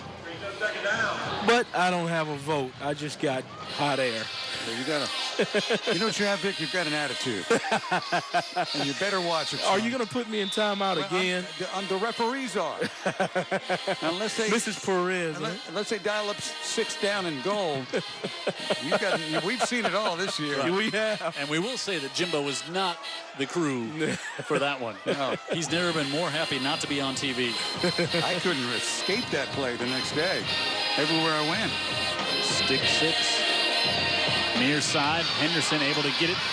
And he got a block. Good hustle downfield. And Henderson to the 25-yard line. Now they're going to put 15 more on that one with a late hit. How about Killian Love downfield, Big Oh, somebody, big man with some hustle. 6'2", 290. Do you know, Dan, how much it is to get that 15 yards downfield? Look at him come out right there. And then he's going to bang him right there. Hit Lewis. Lewis has had a bad series here. He had the penalty, and then he just got banged by Killian Love. He's like, no wait a Nick minute. Saban rule right there for a lineman down the field. Well, I don't know what it's like to haul 290 pounds when I'm getting there. You never even done it with a wheelbarrow. Personal foul on the defense. First down. So, and even the crowd recognized a good play by the big man. Killian showing the love. That was nice to see. It was. Well, when it starts rolling too, downhill, you love to get a chance to see somebody get close to you. Because he's not thinking about a cutback at any point there, Big Lock. Nope, and he's not putting the brakes on either. He's blowing the horn. Get out of the way. Opelika takes a timeout here just maybe to settle things up. So Daphne with 15 yards and penalty, actually 3 penalties on this drive that's helped get them up here. And now they got it as deep as they've been tonight at the 13-yard line of the Bulldogs. So let's see if they can capitalize. You know, they've made some plays. The referees have helped them make some plays. Now they need to finish a drive off, not with just points. They need a touchdown. No doubt. So we saw that last week where touchdowns came back to not being able to convert to touchdowns, settling for field goals, came back to hurt a team with Carver Montgomery against Spanish Fort. Couldn't do it. A young girl right there dressed like, you know who she's dressed like? Me in this temperatures right here with the toucan. On a nice 70-degree night. In Chicago, they're wearing bikinis and shorts at this time of the year. Yeah, that's not pretty at this time of the year, Big Lockett. 1st and 10 at the 13. Latiste and Franklin in the backfield. Henderson has been the go-to guy at the bottom of the screen. Ward in the slot. Miles up top. Low snap. They give it off to Batista. Batista's got an angle to the corner looking for a block. And he's going to be pushed out at the 1. Wow. That's some all Batista right there. Good work by Jackson actually fighting through that block to save the touchdown. And Batiste with good recognition to turn it outside. And Daphne knocking on the door here. Yeah, when he turned it up right here, I thought he was going to bull his way into the end zone. And, you know, with replay, I think he got that ball over. I'm not sure he got close, but he might have been on this side of the pylon. Ball on the other side, though. Picks up 12. And they give it to Franklin, and Franklin, boy, looked like he was going, and all of a sudden a pile driver came. I think that might have been Christian Collins who came in there, who came in with a football as well. And now Daphne says, all right, enough of that. We're going to bring the defensive line over here to lead the block for us. And now Franklin. Let's hope that young man's okay, prayerfully. Yeah. Ryan Metz there in the black, the athletic trainer, long time of the Trojans here. 2nd and goal. Daniel Taylor, the linebacker, at the Wildcat, takes a step back and then tries to go to the right side. And nowhere to go. Almost looked like he took a step back. Did you notice that? Absolutely. Yep. Maybe he was trying to let a lineman pull or see if some kind of hole was going to develop. But when you get that snap down here, you got to start getting that momentum going forward. Yeah. But Daphne's not getting the push they're expecting right there. Yeah, well, Callahan Suggus right in the middle is about 290 pounds. They've got a lot of beef up there. Yeah. Kellum is 315. 3rd and goal from the 1. Danny Taylor on the Wildcat drops the snap on the right side, and now he's going to lose a yard, and you are wow. And that wasn't, I don't think that was a bad snap as much as Taylor just didn't. Concentration all for some, huh? And 4th and goal. And I think Kenny King might. Is he forced to go for it? Yeah, I think he got to, but I think he's going to take a timeout here to figure exactly. Well, I'll tell you what, if he doesn't make it, it is really demoralizing if they stop him 4 downs down here. Yeah, I agree, and that's why it's so important to get that touchdown. Batiste, when he had the chance, but it was just a great tackle right at the goal line, and now we've seen 3 more evidence of that. Yeah, now and the heavy package is now 0 for 3 tonight on advancing the football much. No push up front with him. None at all. That big defensive line that Dan was talking about with Suggs and Kellum. Opelika is good at every level. Sure. They've really got an excellent defensive line. And they're well coached. Yeah, linebackers are strong, and then we've seen what the secondary can do. They don't make it easy to get open. They do a lot of one-on-one. They get some safety help on certain plays too, but at the same time, they've got talented people at every level, and it makes it tough to execute, let alone score. Yeah, and you got to give Coach Blackman a lot of credit. You know, he's got that talent doing what they need to do when they need to do it. And now Daphne comes back to their traditional offensive set, and they'll move DeAndre Ward now in the backfield. He's a speedster. Yeah, instead of bunching it up, let's spread it out and see what happens. Christian Williams comes in. Play clock still at 15. And now play fake, pressure coming, fired, incomplete. Wow.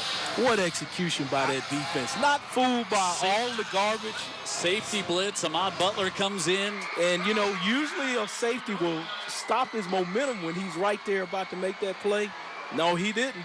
He came straight on in there and made that play. He made the play, and it made the errant pass. Yeah, the errant pass. Rushed. Chance Newman had no chance on this one. Coverage is there.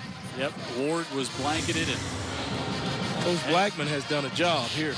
Yeah, not only does Daphne not score, but they also took a bunch of time on that drive. Well, and so 3 times they try to just execute and power it in there, unable to do it.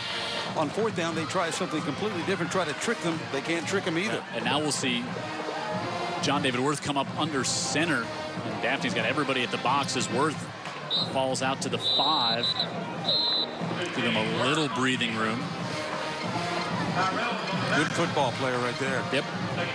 And if you're just joining us, he was slated to be the quarterback. Jake Bentley moved in last year when his dad had the job at Auburn, and then he moved to wide receiver, and then Bentley foregoes his senior year of high school, and now 3-0 for the Gamecocks starting in South Carolina. And now to the outside, look out. Ford Up to the 32-yard line as Taylor finally rustles him down, but not to where he picks up 27. Now, he showed some vision there.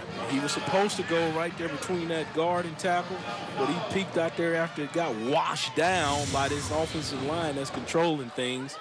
And he just pops outside. Yeah, you're right. Look at this grass. You're right. Let me step on a little bit of it. Blocking on the edge.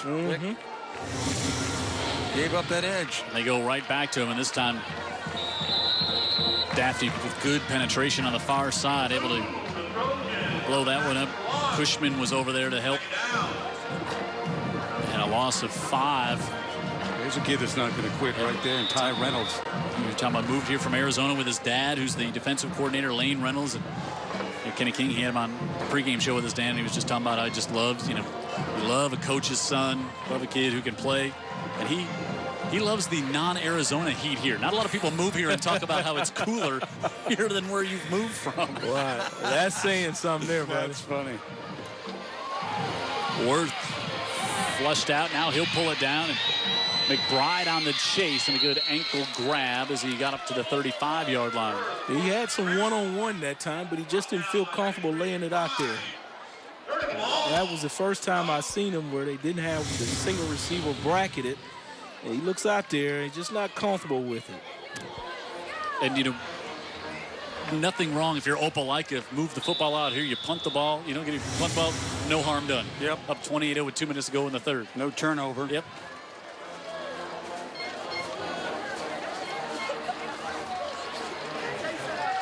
Little play action, and Ward stays in there, fires it off, and this is Hurd, and great coverage by the Trojans, and no gain on the play, and 4th down coming up. After the big run, nice defense. Yeah. Bend but didn't break. Opelika able to get it out from when they're down on near their own goal line there, and get it up to the 35, and the punt team will come on. And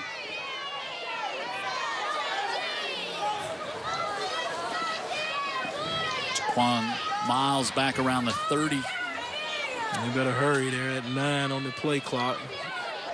It's like they started it under 25. They're going to have to really hurry, and Worth calls for it. Got a good snap and got it off. Boy, what a heady play, but flag is there. I'm not sure there's movement or they didn't get it off. We'll see. Well, I tell you what, they didn't set it at 25 when they started back. And I don't think they were all set offensively. That's probably where the flag comes in. Not everybody was set. It's not where you would usually see the flag coming from a delay a game penalty. There was a shift. Back him up here, and they'll have to repunt.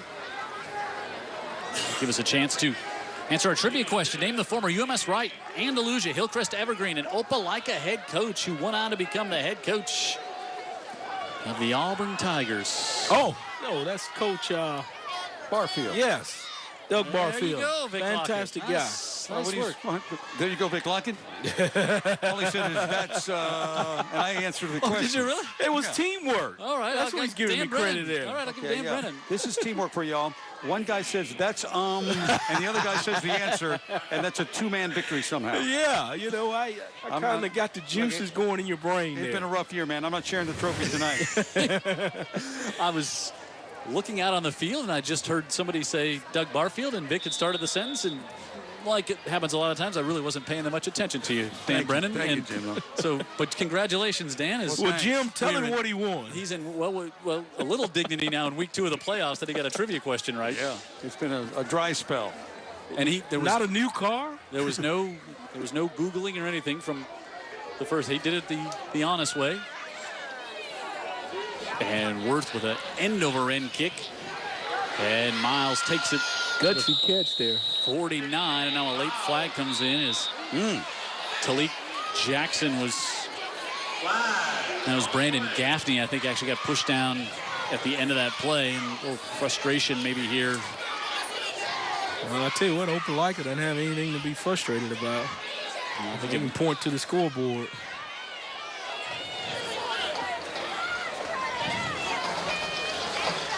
We're down to 39 seconds left in this one. The winner of this game gets the winner of Hillcrest Tuscaloosa and Spanish Ford. And If it were to be Spanish Fort, you would have the Blackman Bowl again for year 2. Is right at the end of the play. Oh yeah, that's a late shot. Very it was late. Rashad Yelding comes in and puts the hit on Brandon Gaffney. Not only a late hit, but a late hit to the back. That's a dangerous play. Play the game. There's plenty of time to pad your stats. Do it between the whistles. What? I guess I thought he was going to call the unsportsmanlike because he threw the flag late as well. Well, there might have been a face mask. But I know there was a call that definitely was missed. Yeah. During the run, we have a personal foul face mask here. Hey, Jimbo, that's not all. Yeah. He's not listening to you. That's all. Unsportsmanlike. There we go. There it is. Here. There we go. Okay. Dan Brennan, he said, I know it's not all. Just wait. Hold on. Hold your horses. Little patience up here. I'm coming off the trivia victory. I'm a little heady right now. All right. Oh, so, but really, as long as it doesn't involve like a rare Spanish Fort loss or a St. Paul's, anything like that, then the trivia, you're spot on. Got a tough year. All right, so it puts it back at midfield. And Daphne, good field position here, needing some points. Down 4 scores, and yet another game this year that Opelika puts at least 4 touchdowns on the board. I thought Chance was being serious when he said, I want to play some defensive end. Looking for a home run. Chance wants the middle of the field, looking for Miles Henderson, and he can't hold on. Yeah, for the first time he's had some time to really get back there and get comfortable and get a chance to wind up and throw it deep. He looks like he got behind the bracket. Yeah, he did get behind the bracket. This kid can really, really run. And Chance put it there. He did. Brings up 2nd and 10. I've been impressed with both of these quarterbacks. Just Chance hadn't been afforded the time that John David Worth has. Yeah, he's been under duress all night long here.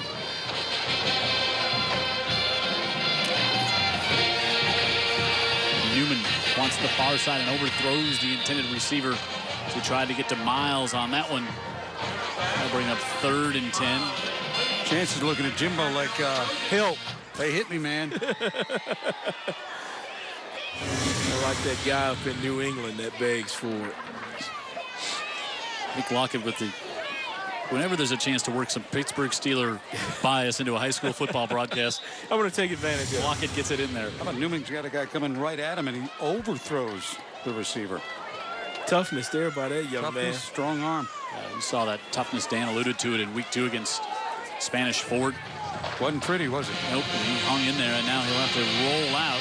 He's going to pull it down. Might have a chance to get to the sticks, and instead forced out of bounds. Good Fort coming there to close in and not allow him to get out. Talik Jackson was over there, also giving Chase Corbin none.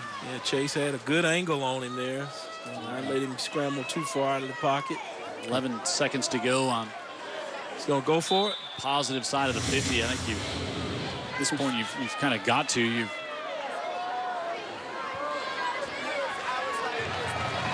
They've got a lot of guys with motors, man. They run all day long. 4th and 6. Middle of the field, and it's behind Miles Henderson and incomplete, and another 4th down stop by the Bulldogs. That's one of the first really misfires that Newman's had tonight, Vic. Yeah, I agree. That time, the receiver was running a crossing route, and he didn't get it to him. And, when you've had so much pressure on you, even when you don't have pressure, you start to feel pressure. You develop it in your mind. It's the ghost. It's the turf monster. All that sort of thing starts to manifest itself in your head. It's like 12 weeks of tough trivia. It just gets in. After a while, Jim is really relishing in the fact here. He got it. It was a great. He didn't miss it. He got it right. The miss by me is Worth. It's over to the far side, and that will bring the 3rd quarter to a close. And Daphne down by 4 scores to start the 4th here as we will head to the final stanza. The Bulldogs on top. Vic Lockie, you like that number right there? You like that number? Oh, yeah, old 99, but no Bulldog stuff, Dan. Only Tigers. Fourth quarter coming up after this.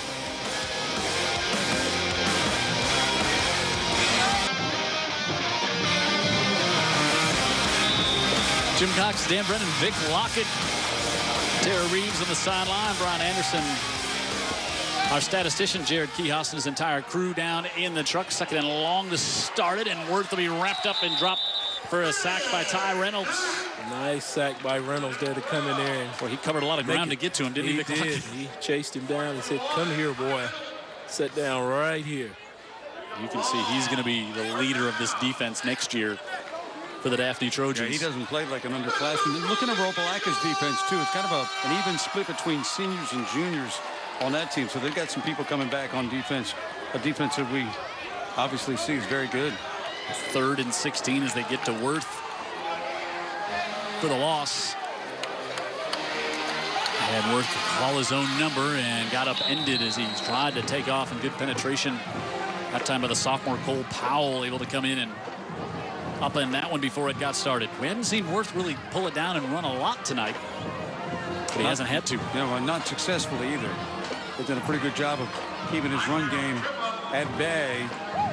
But he's had his weapons around him, and that offensive line have done him well. Sturdy kid, too. Yeah, he's a solid young man, 5'10", about 195 pounds, but moves well. Big arm. Yep. Just looks like a leader out there, doesn't he? He does.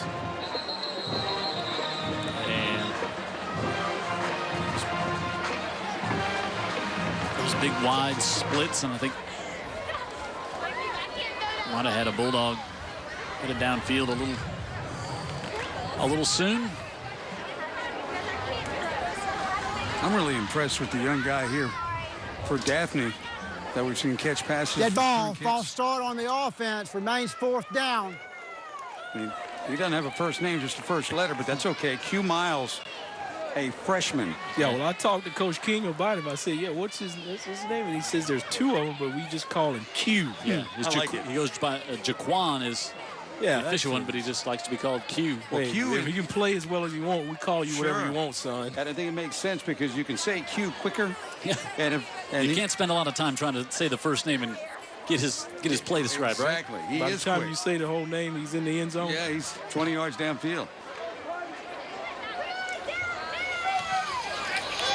Worth with a kick, and Miles drops that one as it hit right off his chest. He kind of got a little bit low on him. He was going to try to dig it out. It was like it just hit him in the face, mask, or chest, like you say. Get some unhappiness after that, and one of the Opelika players tackling his own players to make sure things don't get out of hand. They had a problem with this from the start. I'm not exactly sure what it was. He fumbles for sure. He gets on top of it, and after that, I don't know where the problem is, but they developed one. Taylor was down there trying to make sure Miles is able to hold on to the football. Hey, well, we've got a second. Jim Bibby, our friend from down at the Wharf, and official, worked his last game, the game we did last week in Spanish Ford. He's retiring. From officiating. Yes, he's hanging it up from calling high school football games, and his last one was last Friday night, so hats off to Jim Bibby. The only man on this continent that I know is on this continent that wears a pit helmet to work, or for some time did, down at the Wharf. You ever see that outfit, I Jim? did not. Yeah. Not seen that. He was security down there. Right? Retired police officer. He looked like he was trying to bag a tiger. So he dressed. Daphne will take over at the 35. Newman looking for Miles on the near side, and Miles, the freshman, trying to draw the penalty on that one. It's like me walking around the house in the dark. I'm just feeling for walls so I don't kill myself. And Miles likes the contact. He feels more comfortable with the contact. So instead of just without, going, huh? Oh, yeah. Lean on me. He was also maybe trying to see if he could get that 15-yard flag. Daphne wants to set up a little bubble screen, and they get it off to the 43. Going to be short of the first down as Batiste comes up with it. And good hustle by Batiste there, because that looked like it showed some promise, but he hustles back as that linebacker and makes the tackle. They really run to the football, Opelika. They're going to make these Trojans earn everything they get, even though the score is 28-0. Yep. 3rd and 2. Newman fires, nearly picked off again as it went right in and out of the hands of Zach Yancey, the linebacker. He was looking for the INT, and he might have also had 6 to go with it as well, and he's going to think about that one for a long time. Yeah, Chance Newman zips it in here. I think if he didn't have so much juice on it, that would have been a pick. And let's not use the reason a lot of times they're linebackers, not tight ends, right, Vic Lockett? That is true. That's why we're on defense. 4th and 2, and Daphne will go for it again and fired it out and able to get the first down. Nice call. Just something simple, quick. Get the first down, kick the sticks, and give yourself 4 more opportunities to get downfield. Christian Williams with a catch, the sophomore. And that's an Alabama Secretary of State first down. First down, the Daphne Trojans have made it happen on 4th down tonight, being stopped. A couple previous attempts. Newman just trying to make a play, and he does to Batiste, who's got it at the 37. And Newman just rolling around, keeping that play alive, looking for somebody to finally get open downfield. Yeah, that's like street ball right there. And Batiste actually quit, was just kind of walking back to the huddle. Then he saw his quarterback in duress and still alive, and he said, well, let me run a little bit. And Newman has to fire this one back across his body. And nice play. Batiste goes up over Presley, who's got 3 interceptions. And I think Newman's probably relishing this. The score is not good, but he's getting a chance to just toss it around the yard. Yeah. Pogue with the carry, the sophomore in there. And just going 4 wide and letting the quarterback find the open guy. Newman wants to go right side this time. Nice ball. He's able to drop it in for the touchdown to the sophomore Christian Williams. Good job to get off the goose egg for the Trojans with a touchdown. 36-yard ball, and that was a great throw by Chance Newman. Yeah. You were just saying he gives a chance to air his arm out, huh? Yeah, and he's got the arm, and he's made some nice throws tonight. And it's just yes. Go ahead. Yeah, I was gonna say, you saw Greg Jackson, the corner, kind of pull up lame on that one, like at the 5. Yeah. But again, it's good to see Daphne continue to play hard, execute. Being down. Yeah, I mean, the game's still going on. Yep. What are you going to show me? Guajardo pushes that one to the right. Left-footed kicker, and he pulls it to the right and makes it 28-6, 7:59 to go. Daphne trying to rally against the Opelika Bulldogs. Onside kick on the way.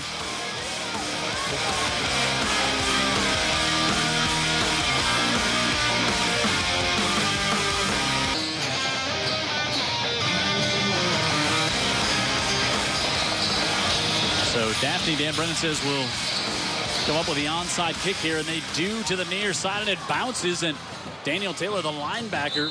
Did he go 10 yards? I think they're saying he touched it at the 49, which would be a yard short. Boy, now they're going to say a half a yard short, and Opelika will get the football at midfield. Let's watch here. I don't see any flags. Yeah, he was way too... I thought he was premature as well, but I didn't see any flag go out immediately, so... They threw the beanbag, but I think they meant to throw the flag. It was an illegal touch.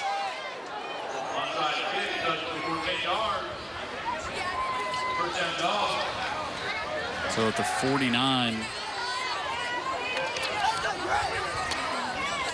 Opelika will set up shop right there, huh? Take over and see if they can burn some more of the clock here. Give it to Ford on the left side, and Ford stuffed in the hole after a gain of they tried just to a make couple. That hard turn there, but Trojans right there to greet him.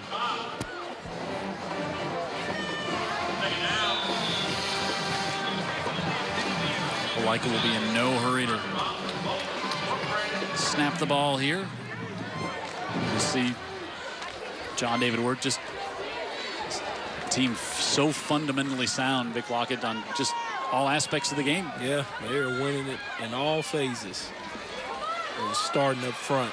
He'll snap it at 3, and now we say that, and the ball comes loose as Wirth and Ford. They are a team, still a few mistakes. Yeah, they could not get the exchange, and now they'll put themselves in 3rd and very long here. I'm not sure Ford was expecting Wirth to try to pull it back, and I don't think Wirth expected Ford to try to take it away from him. Yeah, that's something, you know, that you just practice, and it's a feel that quarterback and running back have with that relationship there, and sometimes it's hard to execute. Huh? Yeah, that mesh point. Going at the mesh point. 3rd and 16. 6.5 to go.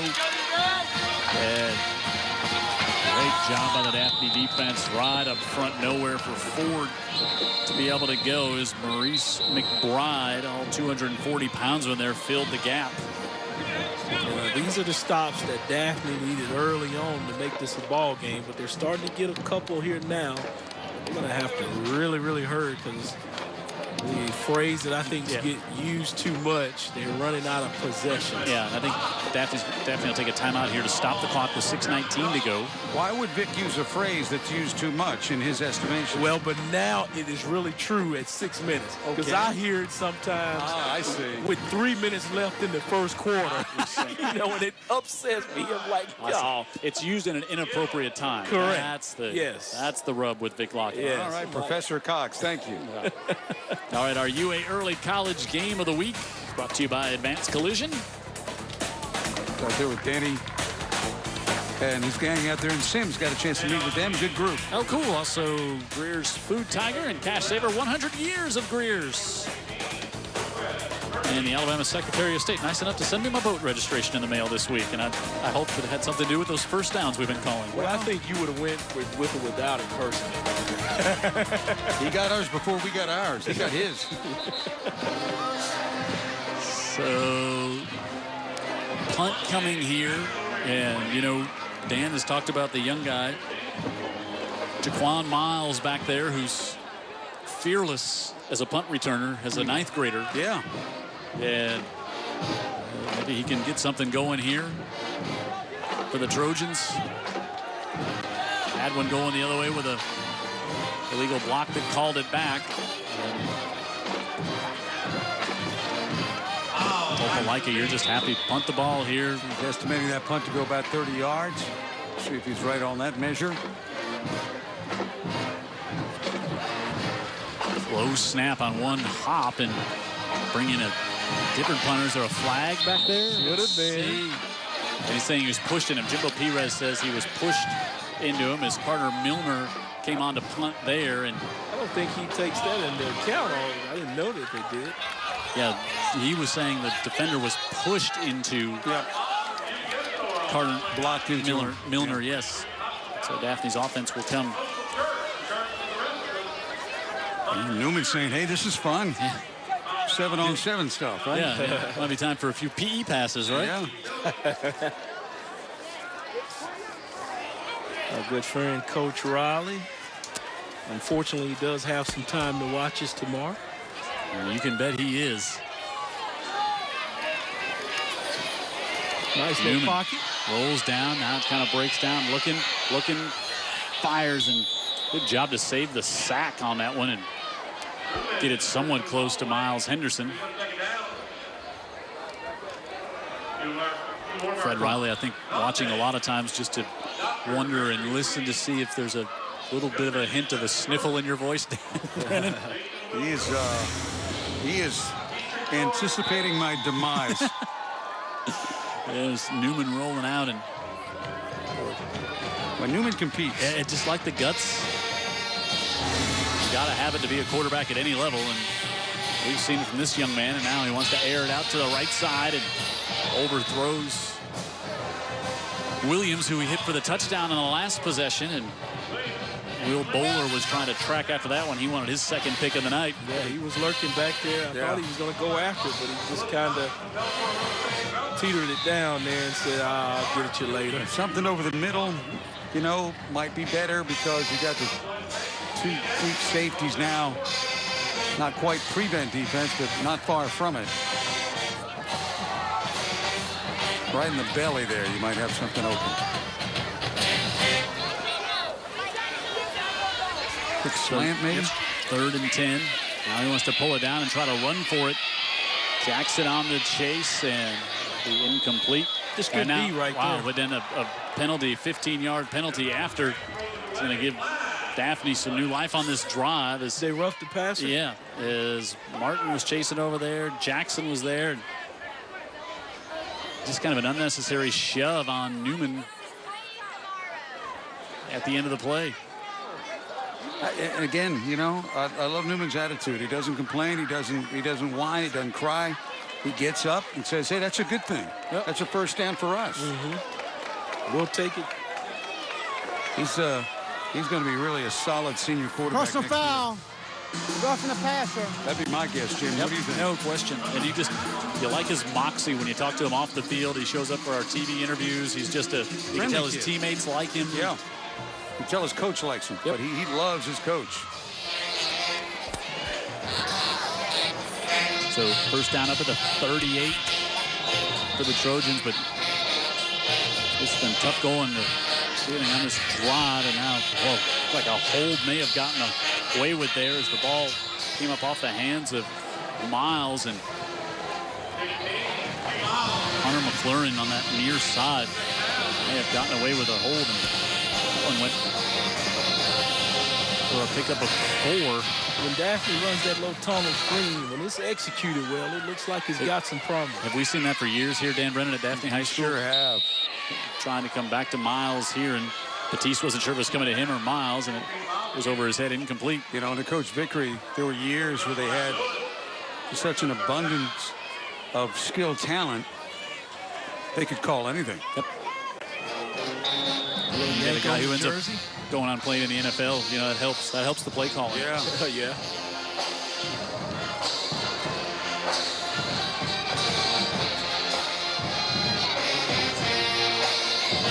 Newman near side, and that one's going to be picked off as Presley has his 4th of the year. And this junior safety comes up with the interception on 3rd and 7, and you know, that's a quarterback just trying to make something happen at 3rd and 7. You don't have a lot of choices left here. You're right. Well, I thought when he stepped up, I thought he had somebody because he was very decisive in his pass, but nope. This could be there. And Presley says, yeah, I'll take it. Thank you. Thank you very much. Oh, okay. It's late. Serious, I didn't have a lyric that came to mind. Or one that was appropriate for a high school football game. Maybe today, and he'll pull something out of Merle Haggard's albums. We've seen Opelika now. Now we know, Vic. He was there. So they have that 4-minute offense to grind this one out. They will now bring in, that's going to be Barnett in the backfield.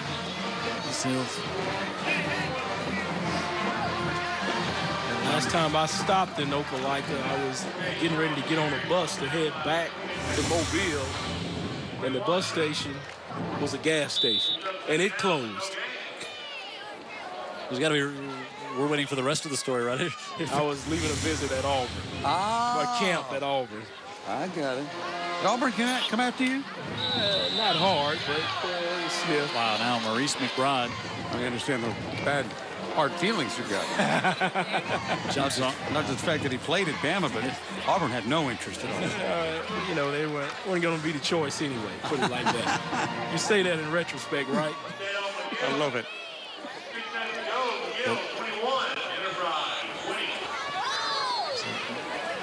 McBride will be a 15-yard penalty here. That ball encroachment here. That's a be 5. Oh, wow, they didn't flag him for anything beyond that. Here we go. Yeah, now they do. Okay. And then they add 15 more to it as the frustration setting in for this Daphne defense. No, they haven't played bad. No. Some big plays. They just kind of leaked out on some big plays. Now, you said Opelika hadn't played? Talking about Daphne's defense. It's not been horrible. They've given up some big plays. Well,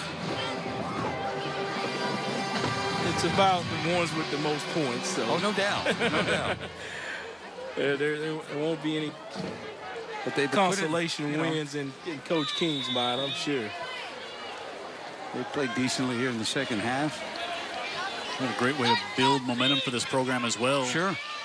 This 9-game winning streak. And I can assure that may be the conversation Coach King has with the media, but it'll be totally different to that defensive group. And he knew, well, and he said, before the game, as Barnett comes in and no giving up on that one by the Trojans. As you see David Weaver come in there at linebacker.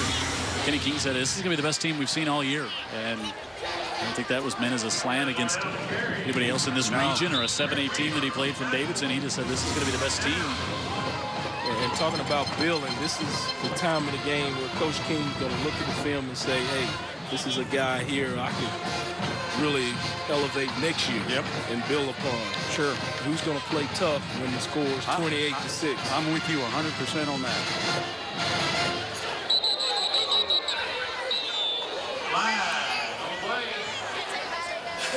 He's looking for some folks he can depend on 4 quarters. Flag here in Jimbo Perez and his crew. Get ball. Get ball. Ball start. Goes against Opelika. And the officials get tired of hearing it all night sometimes as well. The side judges barking back a little bit. So we're inside 3 minutes to go. Yeah, these refs, they've got a big job. I mean, this is a playoff game. It means a lot to the players. And they get evaluated. They get evaluated to be able. They want to be. They want to be back. They want to be working these playoff games. That's the goal. That's the key. Is Worth cuts it up to the inside and takes a big lick as Weaver continues on. And we'll bring up 3rd down. And the finishing by the referees, you know, they understand it's a big thing to these kids, and they recognize they're just kids. They're not earning scholarships. They're not getting paid. They're having fun, and they're doing an extracurricular activity. They want to get it right. Yeah, sure. Oh, yes, absolutely. Yeah. They don't want to be. You know, you're usually only seen when it's wrong, when it goes bad. And Vic Lockett calls their name when they mess up. Like I was arguing with a longtime baseball fan during the World Series this year. I'm like, have the umpires? I used to think have they always been this bad? Like it's like baseball umpires have just disintegrated. Huh? Yeah, it's like. Well, I've always wondered, why do you guys look at that sport? Looking, breaking through. Connor Smith will finish it for the Bulldogs. A little explanation point on their type of night the Bulldogs have had. And hey, how about talking about kids playing hard? You know, now you got some reserves getting there for Opelika and a chance now. They're not pulling their Connor Smith, the 5'6", 148-pound junior. He wants Jim Cox to call his name. Scores a playoff touchdown that he'll remember his entire life. Opelika now emphatically on top. And it's going to make that 2-hour and 45-minute ride back to the Auburn area a lot more pleasant for this crowd in red and black. Stop into that one and only Waffle House up there before they go home. Why not? So 35-6. Hey, well, we got just a second here, just with heavy hearts. We lost one of the all-time good guys who loved high school, not just football, but high school athletics and high school kids in Mobile County. Calvin Chris, the longtime athletic director over in Mobile, passed away this week. And we talked to every coach, and they all just echoed the same sentiment, how much he loved the kids and loved helping the kids. Fred Riley, Ron Lee, Eric Collier, very close to him down in the Bayou, and just talking about how much these kids meant to him. And a great loss for Mobile County and for everyone who loves kids who play sports in high school and Mobile and all around. So thoughts with the Chris family. Yeah, with their family, certainly prayers. And well wishes to them. It's Well, never easy losing a loved one. Look at that picture of Calvin. I think, nothing is guaranteed. So the blessing was that we had him as long as we did in the position where he could do so much good. Yep. All those years. Love the kids, love the coaches, love what we did, love seeing kids be exposed on TV. And so heavy hearts for a lot of folks, especially in Mobile County where Calvin spent his career. Now back at it, Opelika will get back off the Trojans with 1.5 minutes left. Is DeAndre Ward thrown down at the end of that one.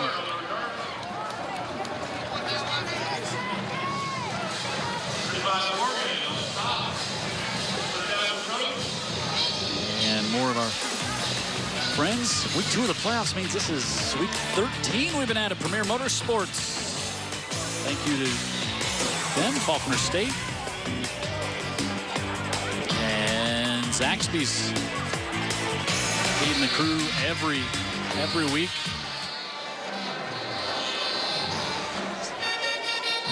Daphne with 1 minute. 23 to go.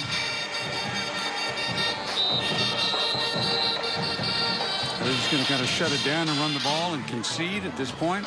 Yeah, I think that's the safest thing. Pogue, yep. Best interest of the kids as well. And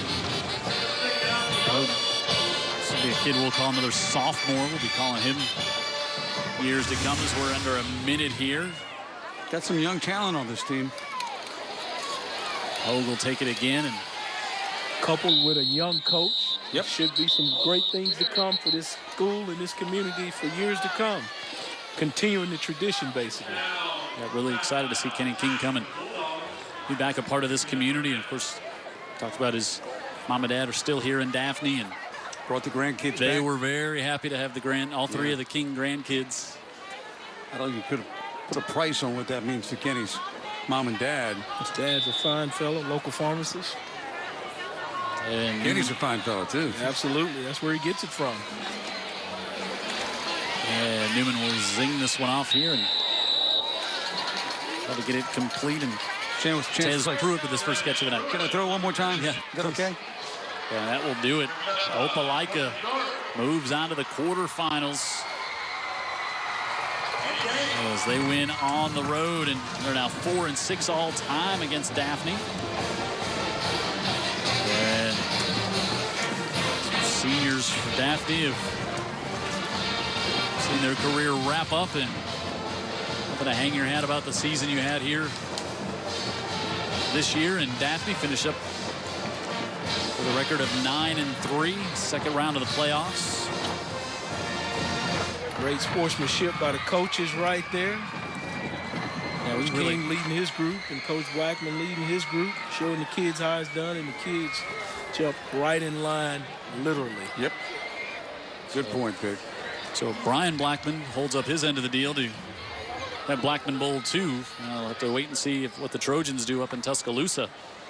Toros. Yeah, the Toros, and last report I had, they were leading Hillcrest 22-13 Upset. in the fourth quarter. Yeah.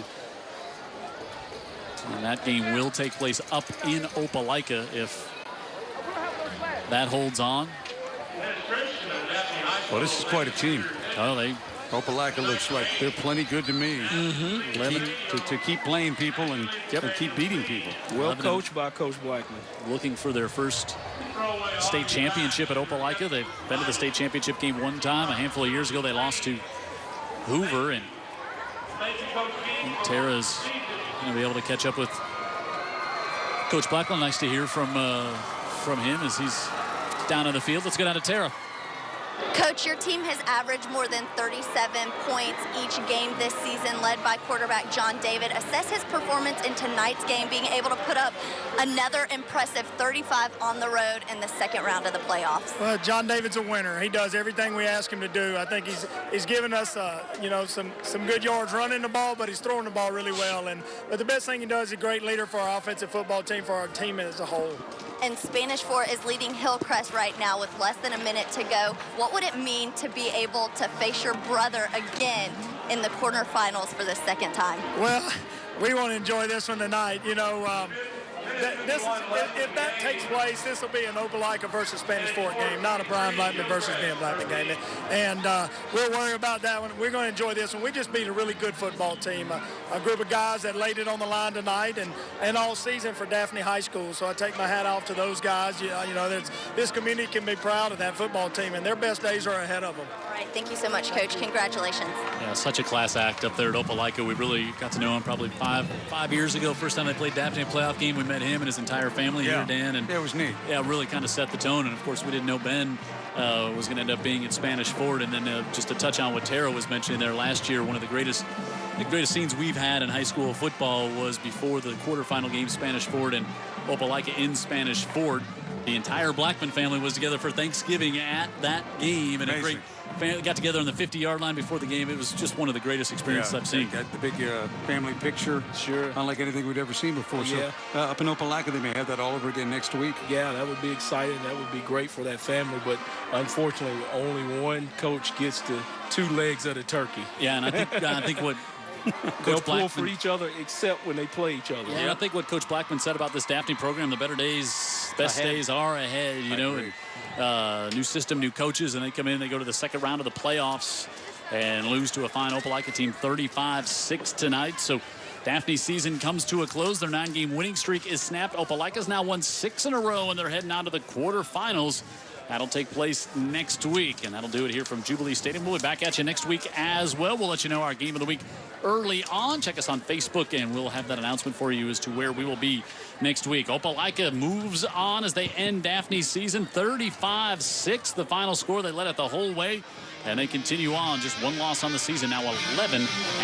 So for Tara Reeves on the sideline, Brian Anderson, our statistician, Jared Kihas in the truck, and our entire crew, I'm Jim Cox, Dan Brennan, and Vic Lockett saying good night from Daphne, where the Trojan season ends and Opelika moves on to stay alive.